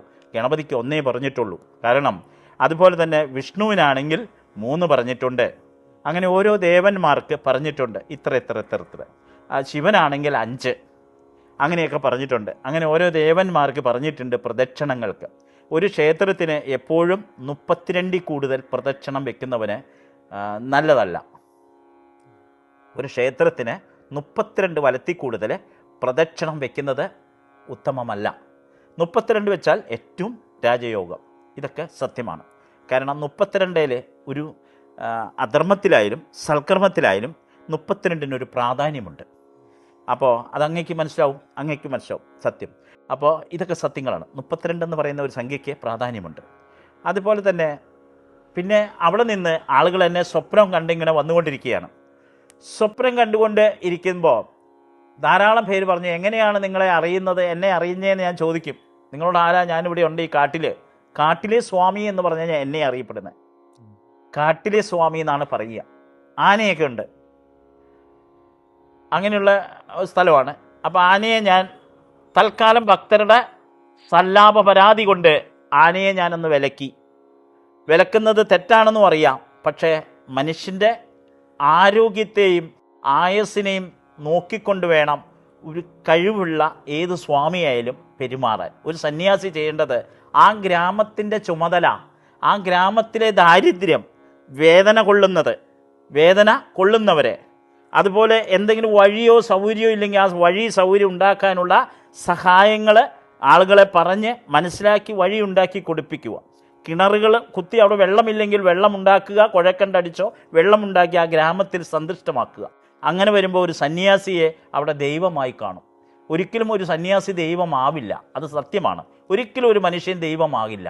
മരിച്ച് ആത്മാവ് മാത്രമാണ് ദൈവം, അതാണ് ദൈവജ്ഞം. അത് ശരീരമായിട്ടിരിക്കുമ്പോൾ ദൈവമല്ല. അങ്ങനെ ആരെങ്കിലും പറയുമ്പോൾ അതിനെ ആളുദൈവം എന്ന് പറയേണ്ടി വരും. മനസ്സിലാവുന്നുണ്ടോ? അപ്പോൾ ഇത് സത്യമാണ്. ശരീരം വെടിയുമ്പോഴാണ് ദൈവമാകുന്നു, അത് ദൈവാത്മാവുന്നു. പക്ഷേ നമ്മൾ ജീവിച്ചിരിക്കുമ്പോൾ സൽക്കർമ്മങ്ങൾ ചെയ്തെങ്കിൽ അത് ദൈവാത്മാവുന്നു, ഇല്ലെങ്കിൽ ശിഷ്ടാത്മാവുന്നു. ശിഷ്ടാത്മാവെന്ന് പറഞ്ഞാൽ നരകമായി പിന്നെയും ജനിക്കപ്പെടും. ഒരിക്കലും ആത്മാവ് തീരുന്നില്ല, ശരീരമേ തീരുന്നുള്ളൂ. ഇത് നമ്മൾ ഏവരും മനസ്സിലാക്കേണ്ട ഒരു കാര്യം കൂടിയാണ്. പിന്നീട് എന്നെ ഇങ്ങനെ ആൾക്കാർ ധാരാളം വരും. അപ്പോൾ വിശന്ന് വരുന്നവന് ഭക്ഷണം കൊടുക്കും. അങ്ങനെ ഞാൻ കഴിക്കേണ്ട ആഹാരം ചിലപ്പോൾ ഞാൻ പലപ്പോഴും കൊടുത്തിട്ടുണ്ട്. എനിക്ക് അമ്മ വിളമ്പി തന്ന ആഹാരം ഞാൻ അവിടെ വെച്ചിട്ടുണ്ട്, മൂടി. എൻ്റെ സമയമാകാതെ കഴിക്കില്ല, എനിക്ക് ടൈമുണ്ട്. ആ ടൈം അതിൽ മാത്രമേ ഞാൻ കഴിക്കുള്ളൂ. അപ്പോൾ അവിടെ മൂടി വെച്ചിരിക്കുകയാണ്. അങ്ങനെ ഇരിക്കുമ്പോൾ ഒരു മാതാജിയും ഒരു കുഞ്ഞും കൂടെ ഭക്ഷണം കഴിക്കാതെ ഉച്ചനേരത്ത് വരികയാണ് വിശന്ന്. എൻ്റെ അവിടെ വരുമ്പോൾ ഒരു ചായക്കടയോ ഒരു ടീ കടയോ ഒന്നുമില്ല, കാരണം കാടാണ്. കാട്ടിക്കട നടന്ന് വരണം, കിലോമീറ്ററുകൾ നടന്നിട്ട് വേണം എന്നെ കാണാൻ വരെ. അപ്പോൾ ആ പാറക്കെട്ടുകളിൽ വരുമ്പോൾ നല്ല ബ്യൂട്ടിയുള്ള സ്ഥലമാണ് കേട്ടോ. അപ്പോൾ നിങ്ങൾക്ക് ആരെങ്കിലും വരികയാണെങ്കിലും സമയം വരികയാണെങ്കിലും നല്ല ബ്യൂട്ടിയുള്ള സ്ഥലമാണ്. ആ പാറക്കെട്ടേക്കടെ വരുമ്പോൾ എല്ലാവരും ഫോട്ടോയൊക്കെ എടുക്കും. അത്രയും മനോഹരമായ സ്ഥലങ്ങളാണ്, നല്ല ബ്യൂട്ടിയാണ്. അപ്പം ഈ ഊട്ടിയിലൊക്കെ പോകുന്ന പോലെയുള്ള പ്രതീകമുണ്ട്. അപ്പം ഹൈറേഞ്ച് കട്ടപ്പന ആ ഭാഗത്തിലൊക്കെ പോലെ ഉള്ളൊരു പ്രതീകം അവിടെയുണ്ട്, ഫീലുണ്ട്. അപ്പോൾ അങ്ങനെ വരുമ്പോൾ ആ അമ്മയും കുഞ്ഞും വിശന്ന് വന്നപ്പോൾ എനിക്കുള്ള ഊണ് അവിടെ ഇരിപ്പുണ്ട്. ഭക്ഷണം കഴിച്ചോ എന്ന് ചോദിച്ചു. ഭക്ഷണം കഴിച്ചില്ല സ്വാമി എന്ന് പറഞ്ഞു. എന്നെ എല്ലാവരും സ്വാമി സ്വാമി എന്ന് അന്നേയും വിളിക്കാൻ തുടങ്ങി. ഞാൻ പറഞ്ഞു എൻ്റെ പേര് വിളിച്ചാൽ മതി, എൻ്റെ പേര് ഗുരുഭാബാനന്ദയാണ്, പേര് വിളിച്ചാൽ മതി. അത് ശരിയാവില്ല. അപ്പം അങ്ങനെ സ്വാമി സ്വാമി എന്ന് പറഞ്ഞ ജനമാണ് എന്നെ സ്വാമിയാക്കി. മറ്റു സത്യം. അങ്ങനെ ആ ജനം എന്നെ സ്വാമിയാക്കി. ധാരാളം ആ അമ്മയ്ക്കും കുഞ്ഞിനും ഞാൻ ഉണ്ണേണ്ട ഊണെടുത്ത് അങ്ങ് കൊടുത്തു. ഇത് അങ്ങോട്ട് ഭക്ഷിക്കാൻ പറഞ്ഞു. അപ്പം സ്വാമി കഴിച്ചോ എന്ന് പറഞ്ഞു. ഞാൻ കഴിച്ചു. അപ്പം ചോദിക്കും, നിങ്ങൾ കള്ളമാണോ പറഞ്ഞത്? അല്ല, ആ അമ്മയും കുഞ്ഞും ഭക്ഷിച്ചാൽ എനിക്കും ക്ഷീണമില്ലാതെ ആകുമെന്ന് ബ്രഹ്മാണ്ടം തീരുമാനിച്ചിട്ടുണ്ട്. അതുകൊണ്ട് ആ നിയമത്തിൽ ഞാൻ ഉണ്ണുന്നതിന് മുൻപേ തന്നെ ആ അമ്മയും കുഞ്ഞും വരണമെങ്കിൽ അത് ദൈവത്തിൻ്റെ കൽപ്പനയാണ്. അല്ലെങ്കിൽ ആ അമ്മയും കുഞ്ഞും ആ സമയത്ത് എൻ്റെ ഊണ് അവിടെ ഇരിക്കുമ്പോൾ, സ്റ്റോറായിട്ട് ഇരിക്കുമ്പോൾ ആ അമ്മയും കുഞ്ഞും അവിടെ വരണമെങ്കിൽ ദൈവ തീരുമാനമാണ് എന്ന് ഞാൻ നിശ്ചയിച്ചു. അപ്പോൾ അവർ കഴിച്ചാൽ എനിക്കും ക്ഷീണമില്ല, എനിക്ക് യാതൊരു ക്ഷീണമില്ല. അവർ ആ ഊണ് കഴിച്ചു, അവർക്കും തൃപ്തിയായി, എനിക്കും തൃപ്തിയായി. മലയാളത്തിൽ പറഞ്ഞാൽ എനിക്ക് ക്ഷീണമില്ല, ഒരു ക്ഷീണമില്ല, നല്ല ഹെൽത്തി. അപ്പം ഞാൻ മനസ്സിലാക്കി, അത് അവിടെ നിന്നും ഞാൻ പഠിച്ചു. വിശക്കുന്നവന് ആഹാരം കൊടുക്കുമ്പോൾ നമ്മളും അതിനോടൊപ്പം ഒരു എനർജി നമുക്കും ലഭിക്കുന്നുണ്ട്. ഇത് സത്യമാണ്. അത് ബ്രഹ്മാണ്ടമാണ് അത് തീരുമാനിക്കുന്നത്. ആ ബ്രഹ്മശക്തി, ആ പ്രപഞ്ചത്തിലെ ശക്തി, അത് സത്യമാണ്, ഒരു സംശയം വേണ്ട. വിശക്കുന്നവന് ആഹാരം കൊടുക്കുക, അതുപോലെ അർഹതയുള്ളവർക്ക് ദാനധർമ്മങ്ങൾ കൊടുക്കുക. അർഹതയില്ലാത്ത കൈകളിൽ കൊടുത്താൽ നമുക്ക് അതിനുള്ള ശിക്ഷ ഭഗവാൻ തരികയും ചെയ്യും. അത് മറ്റൊരു സത്യം. അർഹതയില്ലാത്ത കൈകളിൽ കൊടുത്താൽ അതൊക്കെ സത്യങ്ങളാണ്. അങ്ങനെ അവിടെ ധാരാളം ജനങ്ങളായി. പിന്നീട് ആൾക്കാർ ആസ്പെറ്റാസ് മേടിച്ചു തന്നു. പിന്നീട് ആസ്പെറ്റാസൊക്കെ ഇട്ട് വലിയ ഒരു തരക്കേടില്ലാത്ത മീഡിയം ഇത്ര തന്നെ സൗകര്യത്തിൽ ഒരു സൗകര്യമൊക്കെ ആയി. അപ്പോൾ ജനങ്ങളായി, ധാരാളം പേരുണ്ട്. പമ്പയിൽ നിന്ന് കൊണ്ടുവന്ന ശിവപ്രതിഷ്ഠയും ഞാനവിടെ പ്രതിഷ്ഠ ചെയ്തിട്ടുണ്ട്. പമ്പാ നദിയിൽ ഞാൻ 54 വർഷം ശബരിമല ദർശിച്ചു. വിഷുക്കണിക്കും പോകും, ചിങ്ങമാസത്തിലും പോകും, 1-ാം തീയതി തൊഴ. അങ്ങനെയൊക്കെ മൊത്തം 54 പ്രാവശ്യം പോയിട്ടുണ്ട്. മണ്ഡലത്തിൻ്റെ നോക്കിയാൽ 41 പ്രാവശ്യം, മണ്ഡലം മാത്രം. അങ്ങനെ 54 പ്രാവശ്യം പോയതിൽ 20ാമത്തെ കൊല്ലം പോയപ്പോൾ ഞാൻ അന്ന് പമ്പാ നദിയിൽ ഇങ്ങനെ കമ്പിവേലിയോ അതിരോ ഒന്നുമില്ല. അപ്പോൾ കമ്പിവേലിയൊന്നും ഇല്ലാതെ വരുമ്പോൾ ഞങ്ങൾ നല്ല വെള്ളം കിട്ടാൻ വേണ്ടി അന്ന് അപ്പി വരുമായിരുന്നു, പൂസാമി വരുമായിരുന്നു പമ്പാ നദി നിൽക്കണം. ഞാൻ പോകുന്ന കാലഘട്ടത്തിൽ പൂസാമി എന്ന് പറഞ്ഞാൽ അറിയാമല്ലോ, കാഷ്ടം, മനുഷ്യകാഷ്ടം, അപ്പി. അപ്പോൾ അതെല്ലാം ഒഴുകി വരുമായിരുന്നു. അന്ന് വെള്ളത്തിക്കിടെയൊക്കെ ആളുകൾ വെള്ളം സൂക്ഷിക്കാത്തത് കൊണ്ട് മലിനമായിട്ട് വരും. അപ്പം നല്ല വെള്ളം കിട്ടാൻ വേണ്ടി കുറച്ച് ഉള്ളിലേക്ക് കയറിപ്പോവും. അന്ന് കമ്പിയൊന്നും ഫോറസ്റ്റ് ഇട്ടിട്ടില്ല. അപ്പോൾ ഞങ്ങൾ ഉള്ളിൽ പോയപ്പോൾ ഒരു കുഴി പോലെ കണ്ടു. അപ്പോൾ അവിടെ മുങ്ങി കുളിച്ച് കഴിഞ്ഞപ്പോൾ ഒരു ശിവപ്രതിഷ്ഠ ഷാളിഗ്രാം പോലെ ഇത്രയും ഒരു 10-20-25 കിലോ ഭാരത്തിൽ ഒരു ഷാളിഗ്രാം അതിന് കിട്ടി. ആ ഷാളിഗ്രാം ഞാൻ പൊതിഞ്ഞ്, എനിക്ക് തോന്നി ഇതൊരു ദിവ്യ സാധനമാണ്, ശിവനാണ് എന്നറിയാം. അപ്പോൾ ഇത് ശബരിമല തന്നെ കൊണ്ടുവച്ചേക്കാം. ആ ശബരിമല ചെന്നു, മേൽശാന്തിയെ അറിയിച്ചു. അപ്പോൾ മേൽശാന്തി അതൊന്ന് കണ്ടു, അഴിക്കാൻ പറഞ്ഞു. കെട്ടഴിച്ചു, പട്ടിയിൽ നിന്ന് പൊതിഞ്ഞ് അഴിച്ചു. അപ്പോൾ പറഞ്ഞു, ഇത് അങ്ങക്ക് കിട്ടിയതല്ലേ. അങ്ങ് മുങ്ങിയപ്പോൾ എത്ര മുങ്ങിയെന്ന് ചോദിച്ചാൽ 3 മുങ്ങിയപ്പോഴാണ് ഇത് കിട്ടിയതേ. അപ്പം 3 മുങ്ങി. എന്നാൽ ഇത് അങ്ങയുടെ എവിടെയാണോ അങ്ങയിരിക്കുന്നോ അവിടെ പൂജാ റൂമുണ്ട്, അവിടെയോ അല്ലെങ്കിൽ അമ്പലമുണ്ട്, അമ്പലത്തിലോ പ്രതിഷ്ഠിച്ചോളാൻ പറഞ്ഞു. ഇത് ശിവൻ്റെ ഷാളിഗ്രാമാണ് എന്ന് പറഞ്ഞാൽ കോഴിമുട്ട ആകൃതിയിലുള്ള ഷാളിഗ്രാമാണ്. ഇത് വെച്ചോളൂ, അത് അങ്ങേക്ക് അവിടെ ശിവശക്തി ജ്വലിക്കും എന്നും പറഞ്ഞു. അത് എനിക്ക് അനുഭവപ്പെട്ടു. ഞാനത് പ്രതിഷ്ഠ ചെയ്തു. ശിവൻ്റെ ഒരു വിഗ്രഹം അവിടെ ക്ഷേത്രമായിട്ട് അതിൻ്റെ പീഠം അടുപ്പിച്ചു. അതിൻ്റെ കണക്കിന് യവത്തിന്, ആ ഷാളിഗ്രാം വയ്ക്കാനുള്ള യവത്തിന് പീഠമൊക്കെ റെഡിയാക്കി അത് പ്രതിഷ്ഠിച്ചു. അതിനുശേഷം ചന്ദ്രക്കലയൊക്കെ വെച്ചു. വേണ്ട എല്ലാ ഗോളകം ഒക്കെ ശിവൻ്റെ വെച്ചു. നല്ല പൂജ, ശിവപൂജ, ശിവാർത്ഥ പൂജകൾ നടത്തി. ശിവസഹസ്രനാമങ്ങളൊക്കെ അർപ്പിച്ച് വില്ലം കൊണ്ടും ഒക്കെ ചെയ്തിരുന്നു. ശംഖുപുഷ്പത്തിൻ്റെ പുഷ്പം കൊണ്ടും അർച്ചിച്ചിരുന്നു. എരിക്കും പൂ കൊണ്ടും ഒക്കെ മാലയിട്ട് ഒക്കെ വേണ്ടതുപോലെ ചെയ്തു. അപ്പോൾ അങ്ങനെ ശിവശക്തിയെ പറ്റി എനിക്ക് ബോധ്യമായി. അപ്പോൾ അങ്ങനെയൊക്കെ ഒരു സ്ഥലമാണ് നമ്മുടെ. അപ്പോൾ ധാരാളം ജനങ്ങൾ, ഇപ്പോൾ മലയാളത്തിൽ പറഞ്ഞാൽ ഒരു 10-100 ഫാമിലി ഡെയിലി എല്ലാ ഞായറാഴ്ചയും വരും. ഇന്ന് നിറച്ച ആൾക്കാരുള്ള ദിവസം. അപ്പം ഇപ്പം ഇന്ന് അങ്ങനെ ശിവൻ്റെ ബിംബമുണ്ട്, വിഷ്ണുവിൻ്റെ ബിംബമുണ്ട്. മഹാവിഷ്ണുവിൻ്റെ ബിംബമുണ്ട്, ശിവൻ്റെ ബിംബമുണ്ട്, ആദിപരാശക്തിയായ ദുർഗാദേവിയുടെ പ്രതിഷ്ഠ, അത് ടെമ്പിളായിട്ടുണ്ട്. അങ്ങനെ നല്ല രീതിയിൽ ചെറിയ ഉപഭോഗമൊക്കെ ആയിട്ട് ആശ്രമം തിരക്കേടില്ലാതെ മുന്നോട്ട് പോകുന്നു. മാർച്ച് 10 അവിടെ 3 ആനയ്ക്ക് ഉത്സവം ജനങ്ങൾ വയ്ക്കുന്നു, ഭക്തർ വയ്ക്കുന്നു. അന്നദാനം എല്ലാ ഞായറാഴ്ചയും അന്നദാനം, വരുന്നവർക്കൊക്കെ ഭക്ഷണമുണ്ട്, അതെല്ലാം നമ്മൾ നൽകി വരുന്നു. അപ്പോൾ അന്നദാനമാണ് ഏറ്റവും വലിയ മഹത്വം. പിന്നെ വർഷത്തിൽ എൻ്റെ ജന്മവാർഷികത്തിന് വസ്ത്രദാനം, അന്നദാനം, വസ്ത്രദാനം, ദക്ഷിണ, ഇതൊക്കെ ചെയ്യും. ഇപ്പോൾ 4 വർഷമായിട്ട് ഞാൻ സന്യാസം പ്രഭാരസ്വാമിയുടെ ശിഷ്യത്വം ചേർന്ന് അദ്ദേഹത്തിൽ നിന്ന് വീണ്ടും വിരജം ചെയ്തു. ഞങ്ങൾ പരമേശ്വരാനന്ദ ഗുരുവിൻ്റെ ശിഷ്യത്വം ചേർന്നാൽ അന്നത്തെ കാലത്തൊന്നും സർട്ടിഫിക്കറ്റുകളില്ല, ഒരാശ്രമങ്ങളിലും ഇല്ല, സർട്ടിഫിക്കറ്റ് ഇല്ല. ഇതാണ് ഏറ്റവും വലിയ പരമാനന്ദ സത്യം. എന്നാൽ പ്രഭാകരസ്വാമികളെ പഞ്ചദശമി ഹാടയുടെ നിയമപ്രകാരം അവരതിൻ്റെ സർട്ടിഫിക്കറ്റ് കൂടെ ഫുള്ള് കൊടുക്കുന്നുണ്ട്, തെളിവോടുകൂടി. അപ്പം നമുക്കതൊരു വാല്യുവേഷനായി. അപ്പോൾ അതുകൊണ്ടാണ് അദ്ദേഹത്തിൻ്റെ ശിഷ്യത്വം സ്വീകരിച്ച് വിരജം ഞങ്ങൾ 2 പേരും കഴിഞ്ഞു, 4ാം വർഷമാകുന്നു. അപ്പോൾ അങ്ങനെ സർട്ടിഫിക്കറ്റും രേഖകളും അദ്ദേഹം ഞങ്ങൾക്ക് ലഭിച്ചു. അപ്പോൾ അങ്ങനെയാണ് അദ്ദേഹത്തിൻ്റെ കൂടെയാണ് എൻ്റെ ഗുരുവൊക്കെ സമാധിയായി പോയി. എന്നാലും ഞാൻ എൻ്റെ ഗുരുവിനെ സ്മരിക്കാതെ ഇരിക്കില്ല. ആദ്യത്തെ ഗുരുവിനെയും സ്മരിക്കാതെ വേറെ ഒന്നുമില്ല. അതാണ് ഏറ്റവും വലിയ സത്യം. ഒരു വ്യക്തിക്ക് മലയാളത്തിൽ പറഞ്ഞാൽ ഒരു ഗുരുവാണ്. ഒരു ജീവൻ്റെ തുടിപ്പിൽ ആകെയുള്ളത് ഒരു അമ്മയുടെ കൽപ്പനാഗുരുവാണ്. അത് അമ്മയാണ്.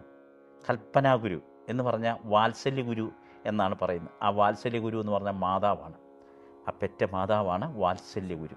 അത് കഴിഞ്ഞ് പോറ്റുഗുരുവാണ് പിതാജി, പോറ്റുഗുരു. അത് കഴിഞ്ഞാൽ വിജ്ഞാനം, വേദത്തിൻ്റെ ഗുരുവാണ് ഗുരുനാഥൻ. അതൊരു വ്യക്തിക്ക് യഥാർത്ഥ ഗുരു ഒരെണ്ണേ ഉണ്ടാവും. അങ്ങനെ ഉള്ള ആളെ ഞാൻ പരമേശ്വരാനന്ദനെയാണ് എടുത്തിരിക്കുന്നത്. അതിൻ്റെ 2ാമത് ഉള്ള ഗുരുനാഥനാണ്.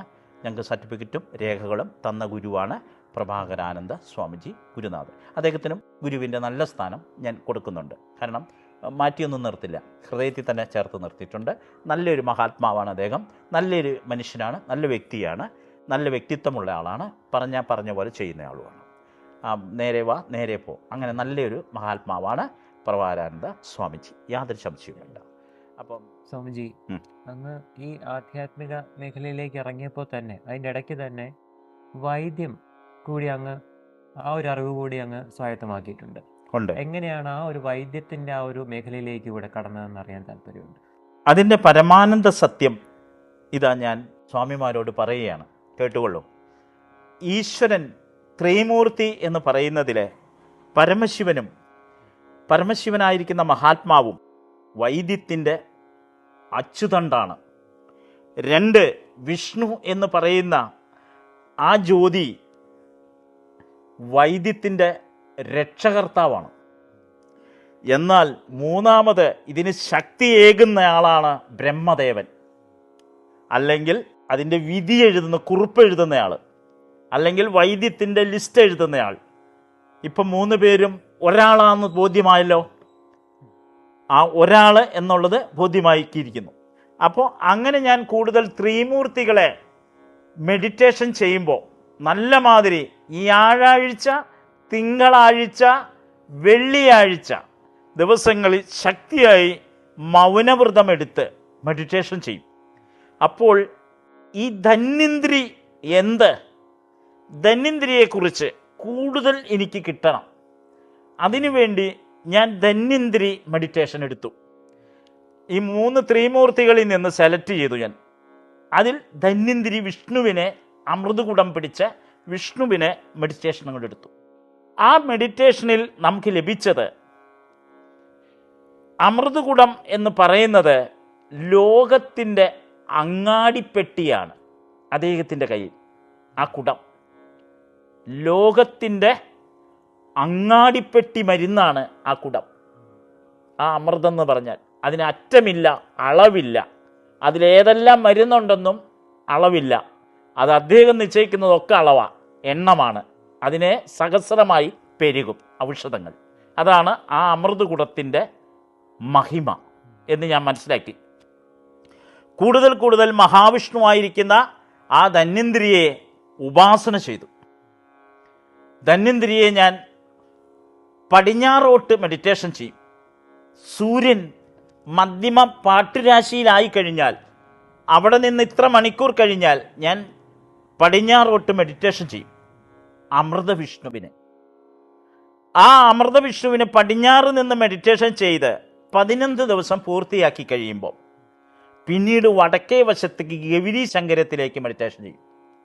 പിന്നീട് വടക്കേ വശത്തേക്ക് 11 ഗൗരി ശങ്കരത്തിലേക്ക് മെഡിറ്റേഷൻ ചെയ്തു. ധന്വന്തരിയെ വ്യക്തമാകുവാനും സിദ്ധിയാവുവാനും ചെയ്തു. അതിനുശേഷം അവിടെ നിന്ന് 11 കഴിഞ്ഞ് കിഴക്ക് ഉദയനാപർവ്വതം, ആ ഉദയനാപർവ്വതത്തിലേക്ക് ധന്വന്തരി വിഷ്ണുവിനെ മെഡിറ്റേഷൻ ചെയ്തപ്പോൾ കിട്ടിയ ഉത്തരം, അല്ലയോ, എനിക്ക് കിട്ടിയ എൻ്റെ ചെവിയിൽ വന്ന ആരോ പറയുന്ന പോലെ ഉള്ള ഒരു അനുഭവമാണ്. അല്ലയോ കുമാര, എൻ്റെ പേരല്ല വിളിച്ചേ, അല്ലയോ കുമാര, നീ വിചാരിക്കുന്ന ഇലകൾ ഔഷധമായി മാറും. നീ എന്നെ എൻ്റെ വാക്കിനെ നീ ഗമനിച്ചുകൊണ്ട് നീ ഏത് രോഗിക്കും നീ വൈദ്യം കൊടുത്തോ അത് ഫലിച്ചിരിക്കും, അച്ചിട്ട് എന്ന് പറഞ്ഞ് ആ ശക്തി എന്തോ ഒരു സാധനം എന്നിൽ നിന്ന് പുറകോട്ട് വലിച്ച പോലെ. അപ്പോൾ ഞാൻ ഇങ്ങനെ ഒരു എർത്ത് പോലെ പുറകോട്ട് തള്ളി. ഒരു തോക്കി നിന്ന് വെടി പോകുമ്പോൾ ഇവിടേക്കൊരു ഒരു തള്ളു വരും എന്ന പോലെ, ഒരു മർദ്ദം പോലെ എനിക്ക് മുന്നോട്ടൊരു തള്ളു കിട്ടി. അപ്പം ഞാൻ ചിന്തകനായി, ഈ പറഞ്ഞത് സത്യമാണോ? അത് കഴിഞ്ഞ് വീണ്ടും ഞാൻ എന്നും ജപിക്കുന്ന മെഡിറ്റേഷൻ ഉണ്ടല്ലോ, ആ ഭഗവാനോട് ചോദിച്ചു. ഓങ്കാരമായിട്ട് ഞാൻ കണ്ടല്ലോ ഇവരെല്ലാം, ദേവിയെയും ദേവനെയും ഈ ത്രിമൂർത്തികളെ എല്ലാം ഒന്നായി കണ്ടു. ഒരു ഈശ്വരനേ ഉള്ളൂ, അതെനിക്ക് ബോധ്യമായി. അമ്പലത്തിലോ ഒന്നുമല്ല ഈശ്വരൻ ഇരിക്കുന്നത്, സ്വന്തം ഉള്ളിൽ, നമ്മുടെ ഉള്ളിൻ്റെ ഉള്ളിൽ. ആ ഉള്ളിലേക്ക് തന്നെ തിരിച്ച് ഞാൻ നോക്കി. തിരിച്ചു നോക്കുമ്പോൾ പറയുന്ന ഉത്തരം ഇപ്രകാരമാണ്: നീ ചഞ്ചലിക്കാതെ നിന്റെ മനസ്സിനെ നീ ഉറപ്പിച്ചുകൊണ്ട് നിനക്ക് ശരി എന്ന് തോന്നുന്നത് അത് പ്രവർത്തിക്കുന്നത് പരമാണ്ഡമായ സത്യമാണ്. ഇതാണ്, അങ്ങനെ ഒരു മനസ്സാണ് ധന്വന്തരി. ധന്വന്തരി എന്ന് പറഞ്ഞാൽ ഉറച്ച മനസ്സും ഒരു സംശയമില്ലാതെ ഔഷധം കൊടുക്കുന്നതുമാണ് ധന്വന്തരിയുടെ യുക്തം. ധന്വന്തരിക്കൊരു മാധുര്യമുള്ളത് തക്രമായാലും പാലായാലും ഇതിന് എന്തെല്ലാം രസമന്തര പുളികളുണ്ടോ, ഇത് നമുക്ക് നാം ഉപാസിക്കുന്ന ദേവനോട് ചോദിച്ച് എന്ത് ചെയ്താലും ഉത്തരം ലഭിക്കും. ഇത് സത്യവുമാണ്, എനിക്കിപ്പോൾ ലഭിച്ചുകൊണ്ടിരിക്കുന്നതാണ്. ഞാനിപ്പോൾ മരുന്ന് ആർക്ക് കൊടുക്കുന്നതും അങ്ങനെയാണ്. ഞാൻ വന്നപ്പോഴേ ഇദ്ദേഹത്തോട് പറഞ്ഞു, ഒരു കാഞ്ഞിരത്തിൻ്റെ ഇല ഞാൻ ചിലർക്ക് മരുന്നായിട്ട് കൊടുത്തു. കാഞ്ഞിരം വിഷമാണ്, മാരക വിഷമുള്ള ഒരു വൃക്ഷമാണ് കാഞ്ഞിരം. അതിൻ്റെ തൊലി വെറുതെ തിളപ്പിച്ച് കുടിച്ചാൽ ആൾ മരിക്കും, മൃഗങ്ങളായാലും മരിക്കും. മൃഗങ്ങളാണെങ്കിൽ കൂടി വന്ന ഒരു 1/4 മണിക്കൂറിനുള്ളിൽ ആ മൃഗം മരിച്ചിരിക്കും, അതിൻ്റെ വെള്ളം കുടിച്ചു പോയാൽ. അപ്പോൾ അങ്ങനെയൊക്കെ ഉള്ളൊരു വൃക്ഷമാണ് കാഞ്ഞിരം. അപ്പോൾ അങ്ങനെയാണ് ധന്വന്തരി ഈശ്വരൻ നിന്ന് കിട്ടിയ സിദ്ധിയാണ്. അതാണ് ഏറ്റവും വലിയ സത്യം. എന്നെ ഒരാളും വൈദ്യം പഠിപ്പിച്ചിട്ടില്ല, അതാണ് ഏറ്റവും വലിയ സത്യം. എന്നാൽ എല്ലാ മരുന്നുകളും ഇവിടെ ഇപ്പോൾ സ്വാമിമാർ കുറച്ച് എല്ലാം കറുകപ്പുല്ല് തുടങ്ങി, ദശപുഷ്പങ്ങൾ തുടങ്ങി, അനവധി മരുന്നുകൾ, 12,000 ചില്ലുവാനം മരുന്നുകൾ ഇവിടെ പറിച്ചിട്ടോ ഓരോന്നിൻ്റെയും പേര് പറഞ്ഞ് ഞാൻ തിരിച്ച് വയ്ക്കാം. അതിനുള്ള കഴിവ് ദൈവം എന്നിൽ അരുളി. അത് ഞാൻ വിശ്വസിക്കുന്ന ഓങ്കാര ആ പൊരുൾ തന്നെയാണ് ധന്വന്തരിയായി വന്നതും. ഈ ലോകത്തിൽ ഒരു ഈശ്വരൻ അവതാരമെടുത്തെങ്കിൽ ഈ 10 വിരലെടുത്താലും ഇതിലൊരു വിരലിന് മാത്രമേ പ്രാധാന്യമുള്ളൂ, ഈ ചെറുതിന്. കാരണം ഈ ഒരു കൈക്ക് തന്നെ പറയുന്നുണ്ട്, ഈ തള്ളവിരൽ പറയും ഞാൻ ശക്തി, ഞാൻ തള്ളവിരലാണ്, എൻ്റെ അത്ര കരുത്ത് ബാക്കി 4 പേർക്കുമില്ല. അപ്പോൾ പറയുകയാണ് എൻ്റെ അത്ര കരുത്ത് ബാക്കി ആർക്കും ഇല്ലയെന്ന് ഇവർ വാദിക്കുന്നത്.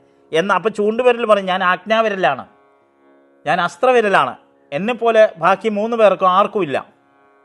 അപ്പം നടുവിരൽ പറയാണ് ഞാൻ എവറസ്റ്റ് കൊടുമുടിയാണ്, എന്നെപ്പോലെ ഉയരമുള്ളവൻ വേറെ ഭൂമിയിലില്ല ഈ വിരലുകളിൽ ആരും എന്ന് അവൻ അഹങ്കാരത്തോടെ പറയുന്നു.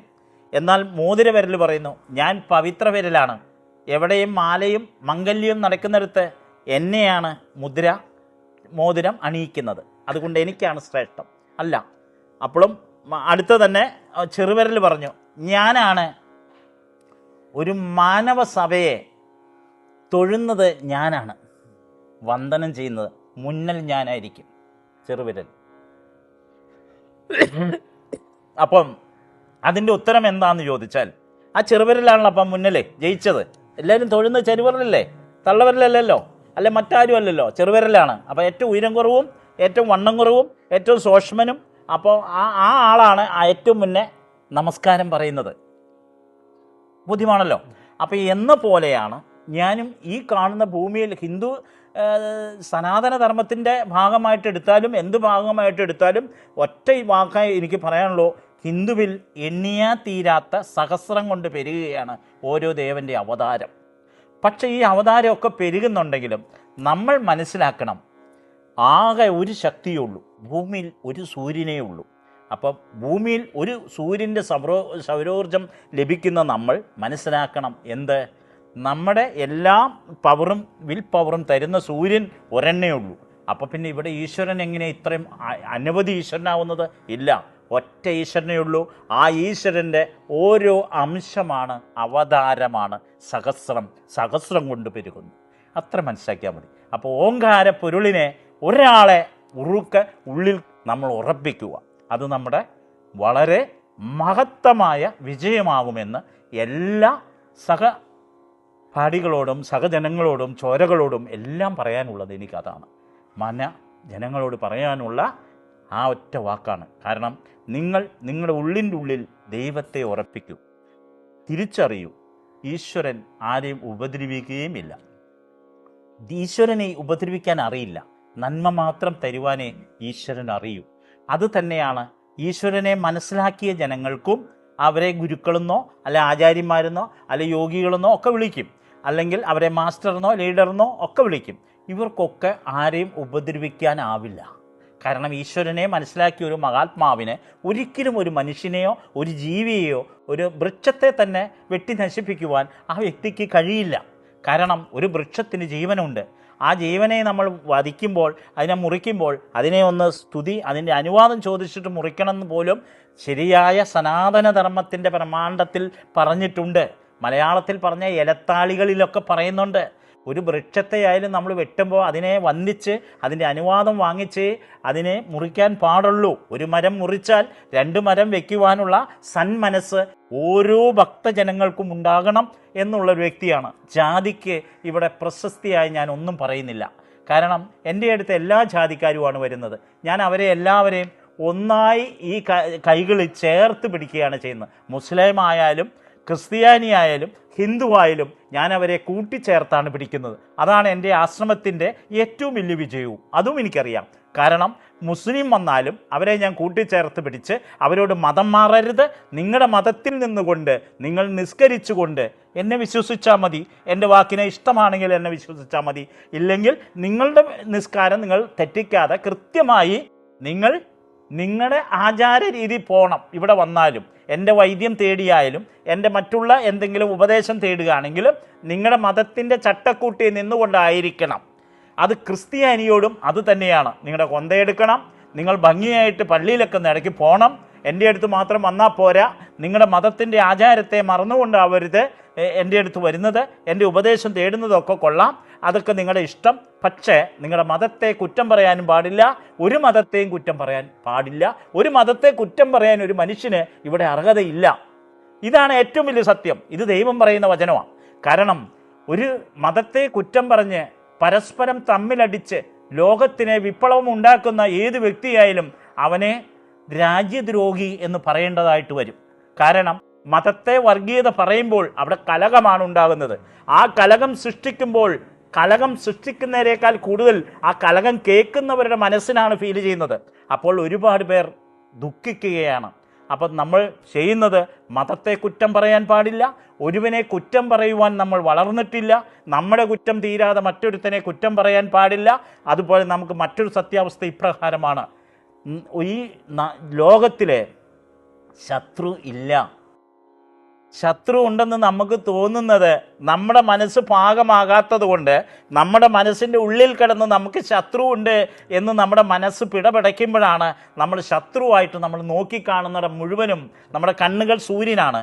ആ കണ്ണുകൊണ്ട് നമ്മളെല്ലാവരെയും വീക്ഷിക്കുമ്പോൾ അവരെല്ലാം എൻ്റെ ശത്രുവാണെന്ന് തോന്നൽ നമ്മുടെ മനസ്സിൻ്റെ ഉള്ളിലെ ശത്രു. കാരണം നമ്മുടെ ശത്രു നമ്മൾ തന്നെയാണ്, നമ്മുടെ ഉള്ളിൻ്റെ ഉള്ളിലാണ്. കാരണം നമ്മുടെ ആ ഉള്ള് പവിത്രമാകാത്തത് കൊണ്ടുള്ള ഒരു ഫീലാണ് കാണുന്നവരെല്ലാം നമുക്ക് ശത്രുക്കളാണ്, അല്ലെ എൻ്റെ വിജയത്തിന് അവൻ ശത്രുവാണ്, അവൻ തടസ്സമാണെന്നൊക്കെ തോന്നുന്നത് ഏറ്റവും വലിയ അറിവില്ലായ്മ എന്ന് എന്നെപ്പോലെ ഒരു വ്യക്തി പറയും. കാരണം സ്വാമിയെ സംബന്ധിച്ച് പറയാൻ എങ്ങനെയാണ്, ഏറ്റവും പ്രധാനം ശത്രു, നമ്മളിപ്പോൾ ഒരു ശത്രു സംഹാര പുഷ്പാഞ്ജലി കഴിക്കുന്നുണ്ട് ഒരു ദേവീക്ഷേത്രത്തിൽ, ശത്രു സംഹാര പുഷ്പാഞ്ജലി.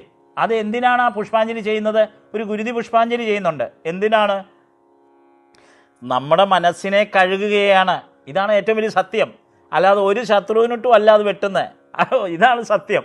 നമ്മുടെ മനസ്സിനെ ആ എവിടെയൊക്കെയോ അഴുക്ക് കയറി കിടക്കുന്നതിനെ കഴുകി സോപ്പിട്ട് കഴുകുന്നത് പോലെ ശുദ്ധിയാക്കുകയാണ് ചെയ്യുന്നത് ആ ഗുരുതി പുഷ്പാഞ്ജലി ചെയ്യുമ്പോൾ. ഇതാ സത്യം. കാരണം ഭദ്രകാളി ആരെയും ഉപദ്രവിക്കാനുള്ള ആളല്ല. കാരണം ഭദ്രകാളിയെക്കുറിച്ച് പറയുകയാണെങ്കിൽ ഇങ്ങനെയാണ്: ഭദ്രം തരുന്നവൾ, പ്രൊട്ടക്റ്റ് ഭദ്രമായി തരുന്നവൾ, അങ്ങനെയുള്ള ഒരു ദേവിയാണ് പരാശക്തിയായ ഭദ്രകാളി അവതാരം. അതുപോലെ ദുർഗ, ദുർഘടത്തിൽ നിന്ന് ദുർഘടങ്ങളെ അകറ്റുന്നവളാണ് ദുർഗാദേവി എന്ന് പറയുന്ന പാർവതി അംശം. ഇതാണ് ഏറ്റവും വലിയ സത്യങ്ങൾ. അപ്പോൾ സരസ്വതിയോ വിജ്ഞാനബോധങ്ങൾ തിരിച്ചു തരുന്നവളാണ്. അക്ഷരശുദ്ധി, ജ്ഞാനശുദ്ധി, ഇച്ഛാശക്തിയൊക്കെ വർദ്ധിപ്പിച്ചു തരുന്നവളാണ് സരസ്വതി. അതുപോലെ തന്നെ ഓരോ ദേവന്മാർക്കും, ഈ അവതരിച്ചിരിക്കുന്ന ദേവന്മാർക്ക് ഓരോന്നിനും ഉത്തരങ്ങൾ ഇപ്രകാരം പറയാനുണ്ട്. അത്രമാത്രമാണ് പറയാനുള്ളത്. പിന്നെ ആയുർവേദം, പിന്നീട് ഞാനിങ്ങനെ ആയുർവേദം കൊടുത്ത് ധാരാളം ജനങ്ങൾ ആയുർവേദത്തിലേക്ക് വരുന്നു. മാനസിക രോഗം, സോറിയാസിസിനുള്ള അസുഖങ്ങൾ, അങ്ങനെ അനവധി ക്യാൻസറുകൾ, അനവധി രോഗത്തിന് വരുന്നു. ആ അനവധി രോഗത്തിന് വരുമ്പോൾ ഞാൻ ചിലപ്പോൾ കൊടുക്കുന്നത് വാഴപ്പിണ്ടി നീരാണ്. ഞാൻ കൊടുക്കുന്ന മരുന്നൊന്നും സൈഡ് എഫക്റ്റ് ഉള്ളതല്ല. ചിലപ്പോൾ ഞാനൊരു ഓറഞ്ച് ആയിരിക്കും കൊടുക്കുക. ആ ഓറഞ്ചിലേക്ക് ഞാൻ ചെയ്യുന്നത് ഇങ്ങനെയാണ്: എൻ്റെ ലോക ബ്രഹ്മാണ്ടമേ, പ്രകൃതി ഈശ്വര, സർവ ആത്മാവിലും തുളുമ്പിക്കുളിച്ചു നിൽക്കുന്ന നിൻ്റെ പൂച്ചെണ്ടുകളായിരിക്കുന്ന നിൻ്റെ പ്രകൃതിയിൽ വിരിഞ്ഞ ഈ ഓറഞ്ച് അമൃതായി എൻ്റെ നേരെ വന്നിരിക്കുന്ന രോഗിക്ക് ഞാൻ ഇച്ഛിക്കുകയാണ്. നിന്നെ എൻ്റെ മനസ്സിൽ ഉണ്ട്, എൻ്റെ ഹൃദയത്തിൻ്റെ ക്ഷേത്രത്തിൽ നീ ഇരിപ്പുണ്ട്. ആ ഹൃദയം തുറന്ന് ഞാൻ ആ രോഗിക്ക് വേണ്ടി ഈ ഓറഞ്ച് മധുര നാരങ്ങ കൊടുക്കുകയാണ്. ഈ മധുര നാരങ്ങ അവരുടെ ഉള്ളിൽ ചെല്ലുമ്പോൾ ഇതവർക്ക് പഞ്ചാമൃതായ അവരുടെ രോഗത്തിനുള്ള ഔഷധമായി മാറണം. ഇതാണ് നൽകുന്നത്. സാക്ഷ്യം ഇപ്പോൾ വേണമെങ്കിലും ആ ഫോൺ വിളിച്ചാൽ, ഇപ്പോൾ ക്യാൻസർ മാറിയവർ സാക്ഷ്യം പറയുന്നത് സ്വാമിമാർക്ക് കേൾക്കാം. ഈ അടുത്ത കഴിഞ്ഞ ആഴ്ചയിൽ ആലപ്പുഴയിൽ നിന്ന്, ആലപ്പുഴ ഈരാറ്റുപേട്ടയ്ക്കടുത്ത്, ഈരാറ്റുപേട്ട എന്ന് പറഞ്ഞ സ്ഥലം കേട്ടിട്ടില്ലേ? ഈരാറ്റുപേട്ട എന്ന് പറഞ്ഞ സ്ഥലത്തിനടുത്ത് താമസിക്കുന്ന ഒരു സ്ത്രീ വന്നു. രാജി എന്നാണ് അവരുടെ മകളുടെ പേര്. അവരുടെ അമ്മ വന്നു. ക്യാൻസർ ആയിരുന്നു. പാൻക്രാസിൻ്റെ ഭാഗത്ത് അവർക്ക് ക്യാൻസറുടെ ലക്ഷണമായിരുന്നു. 1ാം സ്റ്റേജും 2ാം സ്റ്റേജിലെത്തിയതാണ്. 4 സ്റ്റേജായാലും കിട്ടില്ല എന്നാണ് പറയുക. പക്ഷേ ഇത് 2ാം സ്റ്റേജാണ്. ഞാൻ ആകെ അത് മാറ്റിക്കൊടുത്തത് കൂവളത്തിൻ്റെ ഇലയാണ്. കൂവളത്തിൻ്റെ 4 ഇല ദിവസവും കഴിച്ചോളാൻ പറഞ്ഞു. കരിന്തുളസി എന്ന് പറഞ്ഞ കൃഷ്ണതുളസിയുടെ ഇല 7 എണ്ണം ചവച്ചരച്ച് കഴിക്കാൻ പറഞ്ഞു. പിന്നീട് അവരോട് ഞാൻ പറഞ്ഞത് കുറുന്തോട്ടിയും, കുറ്റിക്കുറുന്തോട്ടിയും, ചിറ്റമൃത് അതിൻ്റെ പടം നീക്കി, അതിൻ്റെ തൊലി നീക്കി, ചിറ്റമൃത് ഒരു വിരൽ നീളത്തിലും, കൂവളത്തിൻ്റെ വേരും ചതച്ച് കഷായം വെച്ച് മലരിട്ട് ആ വെള്ളം 1 ഗ്ലാസ് കഴിക്കാൻ പറഞ്ഞു. അവരത് കഴിച്ചു. എന്നിട്ട് പോയി സ്കാൻ ചെയ്തോളാൻ പറഞ്ഞു. മെഡിക്കൽ സയൻസിൽ എന്തെല്ലാം ചെക്കപ്പ് ഉണ്ടോ അതൊക്കെ നോക്കി കൺഫേം ആയിട്ട് സ്വാമിയെ വിശ്വസിച്ചാൽ മതി. അല്ലെങ്കിൽ സ്വാമിയുടെ ആശ്രമത്തിൻ്റെ വചനങ്ങൾ കേട്ടാൽ മതി, വിശ്വസിച്ചാൽ മതി. എൻ്റെ അടുത്ത് എൻ്റെ വാക്കുകൾ വിശ്വസിക്കണോ വിശ്വസിക്കണ്ടയോ എന്ന് അനുഭവത്തിലൂടെ സ്വയം തീരുമാനിക്കാം. അവർ ഒരാഴ്ച 7 ദിവസത്തിനുള്ളിൽ റിസൾട്ട് കിട്ടി. അവർക്ക് ഒരു ക്യാൻസർ രോഗമില്ല. അവരതിൻ്റെ ഫലമായി ആശ്രമത്തിലേക്ക് 1 ചാക്ക് അരി സമ്മാനിച്ചു. മലയിൽ പറമ്പിൽ രാജിയുടെ അമ്മയാണ് ഈരാറ്റുപേട്ടയിൽ നിന്ന് ഈ പേഴ്സൺസ്, അവരുടെ അമ്മ. അപ്പോൾ അവർ 1 ചാക്ക് അരി സമ്മാനിച്ചു. അന്നദാനത്തിന്, ആശ്രമത്തിലേക്കുള്ള സന്തോഷം. ഞാൻ ചോദിച്ചിട്ടോ പറഞ്ഞിട്ടോ ഒന്നുമല്ല, ഞാൻ ഒന്നും ചോദിക്കാറില്ല. അതൊക്കെ അവരുടെ ഇഷ്ടമാണ്. ആർക്ക് എങ്ങനെ കഴിവ്, ആർക്കല്ലേ എങ്ങനെ പൈസ എന്നൊന്നും എനിക്കറിയില്ല. അപ്പോൾ അതുകൊണ്ട് അവരവരുടെ ഇഷ്ടത്തിന് വല്ലതും അന്നദാനം നൽകണമെങ്കിൽ നൽകാം, അതിനൊന്നും തടസ്സമില്ല. അത് അവിടെ ഒരു ഭണ്ഡാരമുണ്ട് ദേവിയുടെ മുന്നിൽ അല്ലെങ്കിൽ ദേവൻ്റെ മുന്നിൽ, അവിടെ വേണമെങ്കിൽ സമർപ്പിക്കാം, അത്രയേ ഉള്ളൂ. അപ്പോൾ അവരതിനെ ആ കരിയുടെ കാശ് അവരവിടെ സമർപ്പിച്ചു. ആ ഭക്ഷണം കഴിക്കാൻ അവർ പിറ്റേ ആഴ്ചയും വന്നു. അതുപോലെ കസേരയില്ല, എല്ലാവരും നിലത്തല്ല ഇരുത്തുന്നത്, കസേരയിലാണ്. എല്ലാവരെയും കസേരയിലാണ്. അപ്പോൾ എല്ലാവരും കസേര ഓരോരുത്തരും മേടിച്ചു കൊണ്ടുവന്ന് ഇട്ടു. സ്വാമി, ഞങ്ങൾക്ക് നിലത്തിരിക്കാൻ ബുദ്ധിമുട്ടാണ്, തണുപ്പല്ലേ സിമെൻറ്റിൻ്റെ, സ്വാമി തടയരുത്, ഞങ്ങൾ കസേര നിറച്ചിടാൻ പോവാണ് എന്നും പറഞ്ഞ് കസേര ആൾ നിറച്ചിട്ടു. ഇങ്ങനെ ആശ്രമം തിരക്കേടില്ലാതെ പോകുന്നു. ആയുർവേദം നല്ല നിലയ്ക്ക് പോകുന്നു. ആയുർവേദം ഒറ്റമൂലിയാണ് ഞാൻ കൂടുതൽ കൊടുക്കുന്നത്. ചിലപ്പോൾ ഒരു ഓറഞ്ച് ആയിരിക്കും കൊടുക്കുക, ചിലപ്പോൾ ഒരു കമ്പിളി നാരങ്ങയുടെ തൊണ്ട് തിളപ്പിച്ച് കുടിക്കാനായിരിക്കും പറയുക, അതല്ലെങ്കിൽ കറുകപ്പട്ട തിളപ്പിച്ച് കുറുന്തോട്ടി കൂട്ടി തിളപ്പിച്ച് കഴിക്കാനായിരിക്കും പറയുക. ഇതൊന്നും സൈഡ് എഫക്റ്റ് ഉള്ളതല്ല. ആടലോടകം, കൽക്കണ്ടം, കരിപ്പെട്ടി ചക്കര ഇതൊക്കെ കഴിക്കാനായിരിക്കും ചിലപ്പോൾ പറയുക. ഇല്ലെങ്കിൽ മുരിങ്ങയുടെ തൊലി ചെത്തി ആ മുരിഞ്ഞ തൊലിയുടെ നീരിൽ ആടലോടകത്തിൻ്റെ നീരും മംഗളമായി ഇടിച്ചു പിഴിഞ്ഞ് അതിൽ വില്ലത്തിൻ്റെ 4 തുള്ളിയും ഇട്ടിട്ട് ചാടിച്ച് കരിന്തുളസി 2 ഇല മേമ്പൊടിയായിട്ടും കഴിക്കാൻ ഒക്കെയാണ് ഓരോരുത്തർക്ക് വൈദ്യം കൊടുക്കുന്നത്. യാതൊരു സൈഡ് പറ്റില്ല. അതൊക്കെ വേണമെങ്കിൽ ഞാൻ എന്തോരം വേണമെങ്കിൽ ഞാൻ കഴിക്കും. അതാണ് സത്യം. അപ്പോൾ അങ്ങനെ ഒരുപാട് കാര്യങ്ങൾ ചെയ്യുന്നു. എനിക്ക് 10 പച്ചമരുന്നുകളൊക്കെ ഒരു ദൈവസഹായം കൊണ്ട് ഒരുവിധമുള്ള എല്ലാ മരുന്നുകളും അറിയാം. അതിൻ്റെ കഷായങ്ങൾ വയ്ക്കാനും അറിയാം. അതിൻ്റെ എണ്ണകൾ, യോഗം, സഹസ്രയോഗമായാലും അഷ്ടാംഗൃതമായാലും ഒക്കെ അതുണ്ടാക്കാനും അതിൻ്റെ രീതികളും അത് സ്ഫുടം ചെയ്തുണ്ടാക്കാനും അതുപോലെ ഗുളികകൾ ഉണ്ടാക്കാനും ഒക്കെ നമുക്ക് നല്ല നിശ്ചയമുണ്ട്. പക്ഷേ ഇതൊന്നും ഞാനിപ്പോൾ ഉണ്ടാക്കുന്നില്ല, ഒക്കെ ഉപദേശിക്കുന്നതേ ഉള്ളൂ. മനസ്സിലായില്ലേ? അപ്പോൾ കാരണം മരുന്നുകളൊക്കെ ഉണ്ടാക്കൽ ഞാൻ കുറച്ചു. കാരണം എന്നെക്കൊണ്ട് തന്നെ പറ്റില്ല. അത് പിന്നീട് ഒരു ഡോക്ടറെയും ഒരു ലാബറട്ടറിയും ഒക്കെ ഇട്ടിട്ട് ഒരു ആശ്രമത്തിൻ്റെ കീഴിൽ ഒരു ആയുർവേദം നല്ല രീതിയിൽ ആഗ്രഹിക്കുന്നു, ജനങ്ങൾക്ക് ഗുണമുള്ള രീതിയിൽ. അത് പൈസയില്ലാതെ ചികിത്സ കൊടുക്കുക. പക്ഷേ അത് പൈസയില്ലാതെ പോയെങ്കിലും ഇപ്പോൾ താങ്കൾക്ക് ഞാനൊരു ചികിത്സ തന്നാൽ താങ്കൾ എന്നോട് കാണിക്കേണ്ട കരുണ, പച്ച മരുന്ന്, താങ്കൾക്ക് കഴിവുള്ള മരുന്ന് എനിക്ക് ദാനം തരിക, പറിച്ച് ശേഖരിച്ച്. മനസ്സിലായല്ലോ? അപ്പോൾ അതിന് വില തരികയില്ല. താങ്കളെ കഴിവുള്ളത് എനിക്ക് തരിക, ഇവിടെ നിന്ന് മരുന്ന് ദാനമായി തരും, ചികിത്സ ദാനമായി കിട്ടും. അങ്ങനെയാണ് ഞാൻ ഉദ്ദേശിക്കുന്നത്. അല്ലെങ്കിൽ പച്ചമരുന്ന് തീർന്നു പോയില്ലേ? അപ്പോൾ അങ്ങനെയുള്ള ഒരു സഹസ്നേഹം, അങ്ങനെയാണ് ഞാൻ ഭാവിയിൽ അതിന് കൊണ്ടുവരാൻ തീരുമാനിച്ചിട്ടിരിക്കുന്നത്. അപ്പോൾ അങ്ങനെ ആയുർവേദം നല്ല രീതിയിൽ പോകുന്നു. എല്ലാ രോഗത്തിനും ഞാൻ ഉപദേശങ്ങളും അതിൻ്റെ കാര്യങ്ങളൊക്കെ പറഞ്ഞു കൊടുക്കുന്നുണ്ട്, സംശയമൊന്നും വേണ്ട. പിന്നെ നിയമത്തിന് എതിരുള്ള ഒരു കാര്യവും ചെയ്യുന്നില്ല. മനസ്സിലായല്ലോ? നമ്മുടെ നിയമത്തിന്, സർക്കാർ നിയമങ്ങൾക്ക് ഒന്നും എതിരുള്ളതൊന്നും ചെയ്യുന്നില്ല. മനസ്സിലായി? ആയുർവേദത്തിലായാലും എനിക്ക് പറ്റാത്തത് ഡോക്ടറെ കാണാൻ പറഞ്ഞു വിടും. മനസ്സിലായല്ലോ? ഇതാണ് സത്യാവസ്ഥ. ഇന്ന് വരെ അങ്ങനെ വിടേണ്ടി വന്നിട്ടില്ല. കാരണം ഒരു ഗ്ലാസ് പച്ചവെള്ളമാണ് ഞാൻ കൊടുക്കുക. അങ്ങനെ ക്രിട്ടിക്കലുള്ള പ്രശ്നങ്ങൾക്ക് ഒരു ഗ്ലാസ് പച്ചവെള്ളം, അതിൽ മെഡിറ്റേഷൻ ചെയ്യും. ആ മെഡിറ്റേഷൻ ചെയ്ത് അതിനെ പവറാക്കും, എന്നിട്ട് അതങ്ങ് കൊടുത്തേക്കും. അത് കുടിച്ചു കഴിഞ്ഞിട്ട് നിങ്ങൾക്ക് രോഗമുണ്ടെങ്കിൽ ഡോക്ടറെ കണ്ടാൽ മതി, അതിൻ്റെ ആവശ്യം വരില്ല. ഈ അടുത്ത കാലത്തൊരു ഓമന, മാന്താട്ടിൽ ഓമന, ഇപ്പോൾ വിളിച്ചവനെ കിട്ടും. ചെവി ഓട്ടയായി, വലത്തെ ചെവി ഓട്ടയായി, ചെവി കേൾക്കില്ല, കർണപദം പൊട്ടി. ആ പൊട്ടി അതിന് ഓപ്പറേഷൻ ചെയ്ത് പ്ലാസ്റ്റിക് സർജൻ ചെയ്യണം എന്ന് ഡോക്ടർ നിർദ്ദേശിച്ചു. അതിന് ഏതാണ്ട് 10-40 രൂപയുടെ അടുത്ത് അങ്ങോട്ട് വരും എന്നും അവർക്ക് റിസൾട്ട് പറഞ്ഞു വിട്ടു. അപ്പോൾ എൻ്റെ അടുത്ത് വന്നു. ഞാനതിനെ അണ്ണാറക്കണ്ണ വാഴയ്ക്ക എന്ന് പറഞ്ഞൊരു സാധനമുണ്ട്, അറിയുമോ?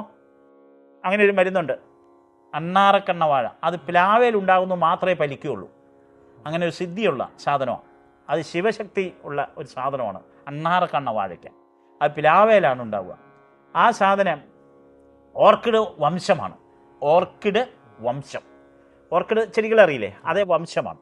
അപ്പോൾ അങ്ങനെ ആ അണ്ണാറക്കണ്ണ വാഴയുടെ ഓലയെടുത്ത് കട്ട് ചെയ്ത് അത് വാട്ടിപ്പിഴിഞ്ഞ് അതിൻ്റെ അരിവും നാരും കളഞ്ഞ് വാട്ടിപ്പിഴിഞ്ഞ് അത് 1 ടീസ്പൂൺ എടുക്കുക. സമം ശുദ്ധമായ ചക്കിലാട്ടിയ എള്ളെണ്ണ സമം 1 ടീസ്പൂൺ അതിലേക്ക് ഒഴിക്കുക. അതിനുശേഷം നല്ല വത്തനമുളക്, കിഴക്കൻ മുളക്, പിടിയമുളക് എന്നൊക്കെ പറയും, അതിൻ്റെ അരിയും നാരും വൃത്തിയാക്കി അതിൻ്റെ അഗ്രം വെട്ടി അതിൽ ഒരു പീസോ തരിയോ അതിലില്ല എന്ന് കൺഫേം ആക്കിയതിന് ശേഷം അതിലേക്ക് ഈ മിശ്രിതമാക്കിയ അണ്ണാറക്കണ്ണ വാഴയുടെയും എള്ളെണ്ണയുടെയും മിശ്രിതമാക്കിയത് ഇതിലേക്ക് ഒഴിക്കണം. അതിനുശേഷം ഒരു മെഴുകുതിരി കത്തിച്ച് വെച്ച് ചെറിയ ഇളം ചൂട് ഒന്നാക്കുക. പൊള്ളാൻ പാടില്ല. ചെവിയിൽ ഒഴിക്കുന്നതാണ്, അപ്പോൾ പൊള്ളാനൊന്നും പാടില്ല. ലൈറ്റ് ഒന്ന് ചൂടാവാൻ മാത്രം. അതിനുശേഷം ചെവിയുടെ ആ ഓട്ടയായ ഭാഗത്തേക്ക് ഒഴിച്ചു കൊടുക്കുക, നിറച്ചൊഴിച്ചു കൊടുക്കണം. ഒഴിച്ചു കൊടുത്തു. ഒരിക്കലും കേൾക്കില്ല എന്ന് പറഞ്ഞ ചെവി 4-ാമത്തെ ദിവസം അവർ വന്ന് ആശ്രമത്തിൽ സാക്ഷ്യം പറഞ്ഞിരിക്കുന്നു. ഞങ്ങളുടെ ചെവി കേൾക്കാം, എൻ്റെ ചെവി കേൾക്കാം, സ്വാമി പറഞ്ഞ മരുന്ന് 4 ദിവസം ഞാൻ ഒഴിച്ചുള്ളൂ, എൻ്റെ ചെവി കേൾക്കാം, ഞാൻ ഇപ്പുറത്തെ ചെവിയിലും ഒഴിക്കുകയാണ്, എല്ലാം റെഡി. ഓമന, മാന്താട്ടിൽ ഓമന, പൂയം നക്ഷത്രം. അത്യാവശ്യം ജ്യോതിഷവും ഒക്കെ അറിയാം, വാസ്തുശാസ്ത്രം അറിയാം, നല്ല രീതിയിൽ അറിയാം. അതുപോലെ ജ്യോതിഷം, താമ്പൂല പ്രശ്നം, അത്യാവശ്യം അഷ്ടമംഗലി പ്രശ്നം, ക്ഷേത്ര പ്രശ്നം ഒക്കെ ചെയ്യും. സ്വാമിജി, അങ്ങ് വളരെ ചെറുപ്പത്തിലെ ഒരു സന്യാസ രീതിയിലേക്ക് വന്ന ഒരു മഹാത്മാവ്. സമൂഹത്തിൽ ഒരു സന്യാസിയുടെ പ്രാധാന്യം എന്താണെന്നൊന്ന് അറിയാൻ താല്പര്യമുണ്ട്. ഒരു സന്യാസി ഒരു ഗ്രാമത്തിൽ, ഏത് ഗ്രാമത്തിലാണോ സന്യാസിയുടെ ആശ്രമം, ആ ഗ്രാമവാസികളെ എല്ലാവരുടെയും മനസ്സിൻ്റെ സമാധാനമുണ്ടാക്കലാണ് ആദ്യത്തെ ജോലി. സമാധാനമുണ്ടാക്കണമെങ്കിൽ ഒരു സന്യാസി എന്ത് ചെയ്യണം? എല്ലാ വാരത്തിലും ക്ലാസ് കൊടുത്ത്, ആത്മീയ ക്ലാസ്സുകൾ കൊടുത്ത്, അതുകൂടാതെ കൊണ്ട് ഈശ്വര വചനങ്ങളും ഭഗവത്ഗീതകളും ഒക്കെ അവരെ നന്നായി പഠിപ്പിക്കണം. ഭഗവത്ഗീതയ്ക്ക് പ്രാധാന്യം ചെയ്യണം. രാമായണത്തേക്കാൾ പ്രാധാന്യമാണ് ഭഗവത്ഗീതയ്ക്ക്. രാമായണത്തിലുള്ള പ്രധാന ഒരു വിഷയം കണ്ടമാനം നമ്മുടെ മനസ്സിനെ ഫീൽ ചെയ്യുന്ന കാര്യങ്ങളുണ്ട് രാമായണത്തിൽ. അതിൽ കൊലപാതകങ്ങളെ പോലെയുള്ള ഫീലുകൾ ചെയ്യുന്നതാണ് രാമായണ ഭാഗങ്ങൾ. എന്നാൽ ഭഗവത്ഗീത അതല്ല. ഭഗവത്ഗീത തൽസത്തായി ഒരു മനുഷ്യൻ്റെ ജീവിതത്തിലെ എങ്ങനെ നടക്കണം, എങ്ങനെ പോകണം, എങ്ങനെ ജീവിക്കണം എന്നുള്ള വഴികാട്ടിയാണ് ഭഗവത്ഗീത. ഭഗവാൻ ഉപദേശിക്കുന്ന ഓരോ ഭാഗവും അർജുനോട് പറയുന്ന ഭാഗങ്ങൾ. അപ്പോൾ തീർച്ചയായിട്ടും ഭഗവത്ഗീത പോലെയുള്ള ഗ്രന്ഥങ്ങളെ അടിയുറച്ച് വിശ്വസിച്ചുകൊണ്ട് ഭഗവത്ഗീത നമ്മുടെ നാട്ടു സമുദായങ്ങളിൽ ഒരു ഗ്രാമത്തിലെ ഒരു സന്യാസി ചെയ്യേണ്ടത് ആദ്യം അവനവൻ്റെ ഗ്രാമത്തിൽ തന്നെ മുറ്റത്തെ മുല്ലയ്ക്ക് തന്നെ പഠനം കൊടുത്ത് അവനെ ആത്മീയ ബോധമുണർത്തുക. ആ ബോധമുണർത്തിയാൽ ആ വ്യക്തി പിന്നീട് നല്ല വ്യക്തിയായി മാറും. അവനാണ് നാടിൻ്റെ സമ്പത്ത്. അത് തലമുറയായ കുട്ടികൾക്ക് ധാരാളം ആത്മീയം നമ്മൾ സ്വാമിമാർ സന്യാസി ചെയ്യേണ്ടത് ക്ലാസ് കൊടുത്ത് ഭക്തി ചെയ്ത്, ആദ്യം നമ്മൾ ഭക്തി നാമങ്ങൾ ചെയ്യാനോ അല്ലെങ്കിൽ വേദങ്ങൾ പറഞ്ഞു കൊടുക്കുമ്പോഴോ അറിവുകൾ പറഞ്ഞു കൊടുക്കുമ്പോഴോ അവരങ്ങോട്ട് വലിയും. ചിലപ്പോൾ 10 പേര് വന്നവർ 5 പേരായി മാറും, പിന്നീട് 2 പേരായി മാറും. പക്ഷെ ആ 2 കുട്ടികളെ പഠിപ്പിച്ചാൽ അവനോട് പറയണം 2 കുട്ടികളെ നീ കൊണ്ടുവരാൻ. അങ്ങനെ വന്നു കഴിയുമ്പോൾ 4ആയി, അത് 4 40ആയി, പിന്നീട് 40,000 മാറി കോളും ഭാവിയിൽ. അപ്പോൾ അങ്ങനെ ഓരോ യുവതലമുറയെ ആത്മീയം പഠിപ്പിച്ചെടുക്കുക, അതിനുവേണ്ട മോട്ടിവേഷൻ കൊടുക്കുക, അതിനുവേണ്ട സ്റ്റഡി ക്ലാസ് കൊടുക്കുക, വീടുകൾ തോറും കയറിയിറങ്ങി ജാതിഭേദമില്ലാതെ എല്ലാ വീടുകളിലും കയറി ആത്മീയത്തെപ്പറ്റി അവർക്ക് പറഞ്ഞു കൊടുക്കുക. ഒരു ക്രിസ്ത്യാനിയുടെ വീട്ടിൽ ഒരു സന്യാസി ചെല്ലുമ്പോൾ പറയേണ്ടത്, നിങ്ങൾ കൃത്യമായി പ്രാർത്ഥന യേശുവിൻ്റെ എടുക്കുമോ? നിങ്ങളത് മുടക്കാറുണ്ടോ? നിങ്ങൾ കൃത്യമായി സന്ധ്യയ്ക്ക് മെഴുകുതിരിയോ അല്ല നിലവിളക്കോ കത്തിച്ചു വെച്ച് നിങ്ങൾ പ്രാർത്ഥന എത്തിക്കാറുണ്ടോ? എത്തിക്കുന്നില്ലെങ്കിൽ വീട്ടിലുള്ളവർ എത്തിക്കണമെന്ന് അവർക്ക് മോട്ടിവേഷൻ ക്ലാസ് കൊടുക്കണം. ഇത് ഒരു ആത്മീയമായ ഒരു സന്യാസിക്ക് ഒരു ക്രിസ്ത്യന് ക്ലാസ് കൊടുക്കുന്നതോ ഒരു മുസ്ലിമിന് അവൻ നിസ്കരിക്കാൻ എന്ന് പറയുന്നതോ ഇതൊന്നും തെറ്റല്ല. അതൊക്കെ പറഞ്ഞു കൊടുക്കാൻ ഒരു സന്യാസി ബാധ്യസ്ഥനാണ്. കാരണം ഒരു മുസ്ലിമിൻ്റെ വീട്ടിലാണ് ചെല്ലുന്നതെങ്കിൽ ആ മുസ്ലിമിൻ്റെ വീട്ടിൽ ചോദിക്കണം, 5 നേരം നിനക്ക് നിസ്കരിക്കാൻ കഴിയില്ലെങ്കിൽ മാക്സിമം 3 നേരമോ 2 നേരമോ 1 നേരമെങ്കിലും മുടങ്ങാതെ നിസ്കരിക്കണം എന്ന് നമ്മൾ അപേക്ഷിച്ച് അവരോട് പറയണം. അങ്ങനെ 10 പ്രാവശ്യം പറയുമ്പോൾ അവർ ക്ലിയറായി വരും, ശരിയായ വഴിയിൽ ഒരു നല്ല മുസ്ലിമായി മാറും. അതുപോലെ ഒരു ക്രിസ്ത്യാനിയുടെ വീട്ടിലാണ് ചെല്ലുന്നെങ്കിൽ ഭംഗിയായി പ്രാർത്ഥന എത്തിക്കണം, ഭംഗിയായി ബൈബിൾ എത്തിക്കണം, ഭംഗിയായി കൊന്ത എത്തിക്കണം എന്ന് മോട്ടിവേഷൻ അവന് കൊടുക്കണം.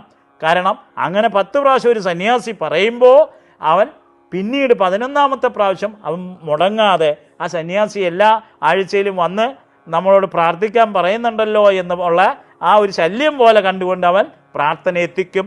അവൻ നല്ലൊരു ക്രിസ്ത്യാനിയായി മാറും. നല്ല ക്രിസ്ത്യാനി എന്ന് പറഞ്ഞാൽ ആരും ഉപദ്രവിക്കില്ല. നല്ല മുസ്ലാം എന്ന് പറഞ്ഞാൽ ഒരാളെ ഉപദ്രവിക്കില്ല. നല്ല ഹിന്ദു എന്ന് പറഞ്ഞാൽ ഒരാളെ ഉപദ്രവിക്കില്ല.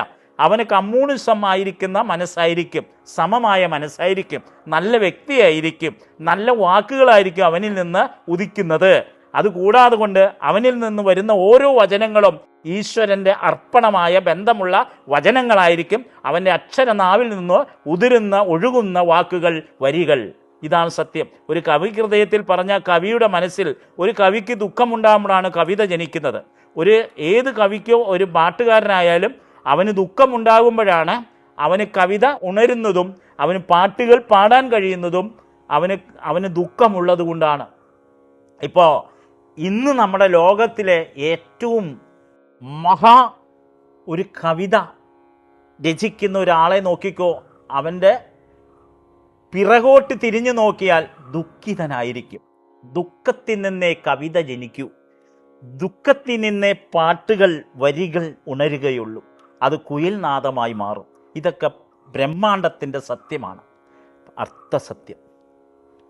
അതുപോലെ എനിക്ക് പറയാനുള്ളത്, ഒരു സന്യാസി ചെയ്യേണ്ടത് ആഴ്ചയിൽ ഒരു സംഗമം കൂട്ടി, ഒരു കൂട്ടായ്മ കൂടി ആത്മീയ ക്ലാസ്സുകൾ കൊടുക്കണം, ഭഗവത്ഗീത പഠിപ്പിക്കണം.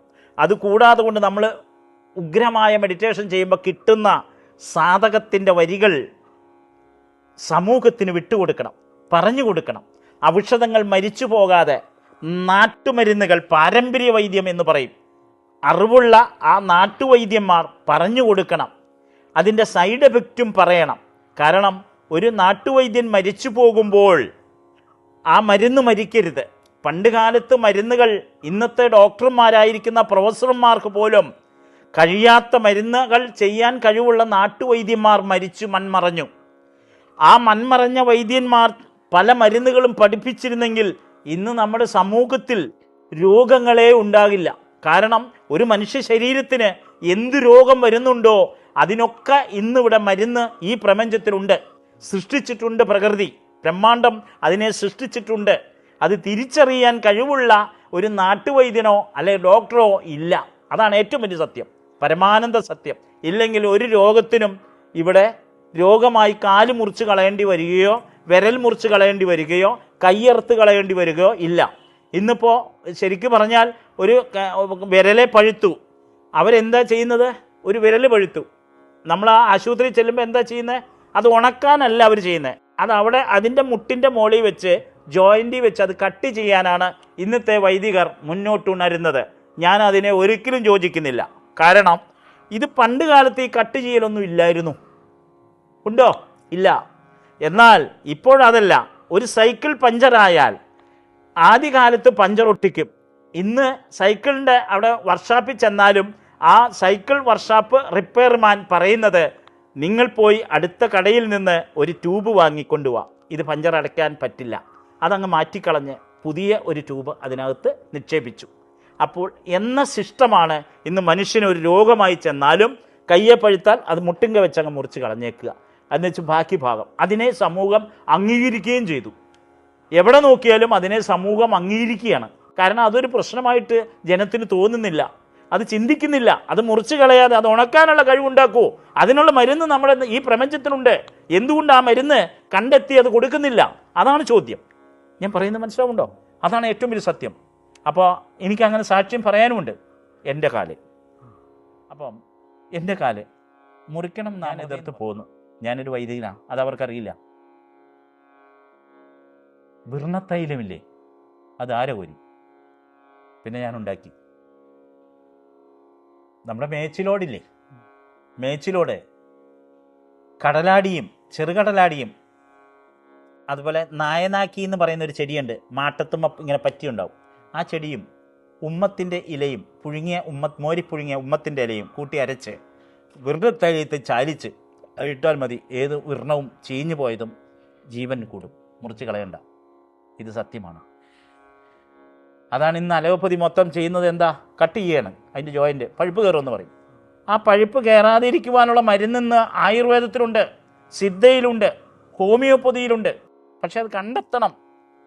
ഇന്ന് ശ്വാസം മുട്ടിന് ഹോമിയോപ്പതിയിലുണ്ട്. മുഖ്യ പങ്കെന്താ? കറുകപ്പട്ടയാണ്, സ്പിരിറ്റ്, ചാരായം, സ്പിരിറ്റ്. അതിലാണ് അത് കറക്റ്റാക്കി തയ്യാറാക്കുന്നത് ഹോമിയോപ്പതിയുടെ. അപ്പോൾ അങ്ങനെ ഒരുപാട് കാര്യങ്ങളുണ്ട്.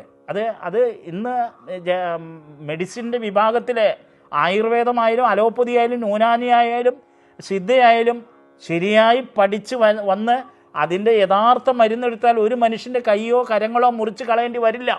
അതാണ് എനിക്ക് ഒരു സന്യാസി എന്നുള്ള നിലയിൽ ഉറച്ചു പറയാനുള്ളത്. ഞാൻ ഒരു ചെറിയ വൈദ്യനായത്, വലിയ വൈദ്യനൊന്നും പറയുന്നില്ല, ചെറിയ എളിയ വൈദ്യൻ ആയതുകൊണ്ട്, മരുന്നിനെ പറ്റി നിശ്ചയമുള്ളത് കൊണ്ട് ഞാൻ പറയുകയാണ്. ഇതാണ് ഏറ്റവും വലിയ സത്യം. എൻ്റെ അനുഭവം സാക്ഷിയുണ്ട്. ഞാൻ ഒപ്പിട്ട് കൊടുത്തു നിവൃത്തിയില്ലാത്തത് കൊണ്ട്. എന്നിട്ട് ഓപ്പറേഷൻ തിയേറ്ററിൽ കയറ്റിയപ്പോൾ ഞാൻ എതിർത്തു. സ്വാമിജിയുമായിട്ടുള്ള ഇത്രയും നേരത്തെ ഈ ഒരു സത്സംഗത്തിൽ നിന്നും സ്വാമിജിക്ക് ലഭിച്ച ഈ അറിവുകൾ, അദ്ദേഹത്തിൻ്റേതായിട്ടുള്ള ആ കാഴ്ചപ്പാട്, ദീർഘമായിട്ടുള്ള ആ ഉള്ളിലേക്കുള്ള നോട്ടത്തിൻ്റെ ഭാഗമായിട്ടുള്ളതാണ്. നന്നേ ചെറുപ്പത്തിൽ തന്നെ ഈ ആധ്യാത്മിക മേഖലയിലേക്ക് കടന്നു വരാനുണ്ടായ ആ ഒരു സാഹചര്യമാണ് അദ്ദേഹത്തിൻ്റെ ഉള്ളിലേക്കുള്ള ആ നോട്ടത്തിലേക്ക് വഴിതെളിച്ചത്. അങ്ങനെ ലഭിച്ച ഈ അറിവുകൾ സമൂഹത്തിന് പ്രയോജനം വരണം എന്നുള്ള ആ ലക്ഷ്യത്തോടു കൂടിയാണ് സ്വാമിജിയുടെ പ്രവർത്തനങ്ങളും മുന്നോട്ട് കൊണ്ടുപോകുന്നത്. സ്വാമിജിയോട് ഈ ഒരു സത്സംഗത്തിന് അവസരം നൽകിയതിന് നമ്മൾ മീറ്റ് മീ മെഡിറ്റേഷൻ ചാനലിലെ സാധകർക്ക് ഒരു പുണ്യം തന്നെയാണ് എന്ന് പറയുകയാണ്. അങ്ങയുടെ പാദങ്ങളിൽ കോടി കോടി പ്രണാമങ്ങൾ അർപ്പിക്കുന്നു. സ്വാമിജി, എനിക്ക് നമ്മൾ മീറ്റ് മീ മെഡിറ്റേഷൻ ചാനലിലെ സാധകരോട് അങ്ങേക്ക് എന്ത് സന്ദേശമാണ് നൽകാനുള്ളത്? എനിക്ക് പറയാനുള്ളത്, സഹജനങ്ങളോട് പറയാനുള്ളത് ഇങ്ങനെയാണ്. നമ്മൾ ഒരു വ്യക്തി എന്ന് പറയുമ്പോൾ നാം എന്ന് തന്നെ പറയാം. നാം എപ്പോഴും മറ്റൊരാൾക്ക് ദോഷമാകാത്ത ഒരു വ്യക്തിയായി മാറണം എന്ന് നാം ഉണർന്നു വരുമ്പോൾ ഭൂമിയെ വന്ദിച്ചുകൊണ്ട് തന്നെ ആ സത്യപ്രതിജ്ഞ ചെയ്യണം. ഇനി എൻ്റെ ജീവിതത്തിൽ എന്നിൽ നിന്ന് ഒരു വ്യക്തിക്ക് ദോഷമുണ്ടാകില്ല, അല്ലെങ്കിൽ എന്നിൽ നിന്നൊരു വെറുപ്പ് ഒരു ജനങ്ങൾക്കുണ്ടാവില്ല, അല്ലെങ്കിൽ എന്നിൽ നിന്ന് ഒരു കുറ്റമുണ്ടാവില്ല എന്ന് നാം ഭൂമിയെ തൊട്ട് വന്ദിച്ചുകൊണ്ട് എഴുന്നേറ്റ് വരുമ്പോഴേ നാം തീരുമാനിക്കുക.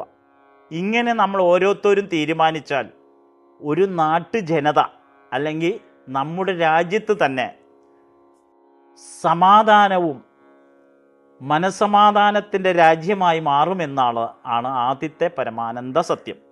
അതുകൂടാതെ മറ്റു സത്യം കൂടി പറയാനുള്ളത്, നിങ്ങൾ ഏവരും സന്ധ്യാവിളക്ക് വെച്ച്, ഏത് ജാതിയിൽപ്പെട്ടവർക്കായാലും നിലവിളക്ക് എന്ന് പറഞ്ഞാൽ അതിനൊരു ജാതിയില്ല, മെഴുകുതിരി വേണമെന്നൊന്നുമില്ല. നിലവിളക്ക് എണ്ണയൊഴിച്ചോ നെയ്യൊഴിച്ചോ കത്തിക്കാം, അതിനൊരു തെറ്റുമില്ല. അപ്പോൾ നിലവിളക്ക് കൊളുത്തി, ഇന്ന് പള്ളികളിലൊക്കെ നിലവിളക്കായി തുടങ്ങി, പല പള്ളികളിലും നിലവിളക്കായി. അപ്പോൾ തീർച്ചയായിട്ടും നിങ്ങൾക്ക് നിലവിളക്ക് കത്തിച്ച്, സന്ധ്യാവിളക്ക് കത്തിച്ച്, നമ്മൾ തീർച്ചയായും അതാത് മതത്തിലുള്ളവർ അതാത് പ്രാർത്ഥനകൾ എത്തിച്ച് നമ്മൾ സംതൃപ്തരാകണം. ഒന്ന്. രണ്ടാമത്, നമ്മുടെ കുടുംബത്തിൻ്റെ സമാധാനം നൽകുന്നത് പോലെ നമ്മുടെ അയൽക്കാരനെയും സ്നേഹിക്കാൻ പഠിക്കണം. അവരുടെ വേദന നമ്മുടെ വേദനയായി കാണണം. അങ്ങനെ വന്നാൽ നമ്മുടെ നാടും രാജ്യവും, ഇങ്ങനെ ഓരോ വ്യക്തിയും ഓരോ കേരളീകനും ഇതേപോലെ മനസ്സ് ചിന്തിച്ചാൽ നമ്മുടെ രാജ്യം സംതൃപ്തിയാകും എന്ന് പറഞ്ഞുകൊണ്ട് ഗുരുക്കന്മാരുടെ ആത്മാക്കൾക്കും സർവ്വഗുരുവിനും, അതുപോലെ ഞാനിങ്ങനെ ഇവിടെ വന്നു ചേരുവാൻ മലയൻകീഴിൽ രാജേന്ദ്ര സ്വാമിജി മൂലമാണ് ഞാനിവിടെ എത്തിയത്. അപ്പോൾ അങ്ങനെ നിങ്ങൾ രണ്ട് സ്വാമിമാരെയൊക്കെ പരിചയപ്പെടാനൊക്കെ ഒരവസരമുണ്ടായത് മലയൻകീഴി രാജേന്ദ്ര സ്വാമിജി സരസ്വതി മൂലമാണ്. ഞാനിവിടെ എത്തിയത്. അവർക്കും 1000 പ്രണാമം പറഞ്ഞുകൊണ്ടും 2 സ്വാമിമാർക്കും പ്രണാമം പറഞ്ഞുകൊണ്ടും ലോക ജനതയോടും പ്രണാമ കോടികൾ പറഞ്ഞുകൊണ്ട് എൻ്റെ വാക്കുകൾ ചുരുക്കുന്നു.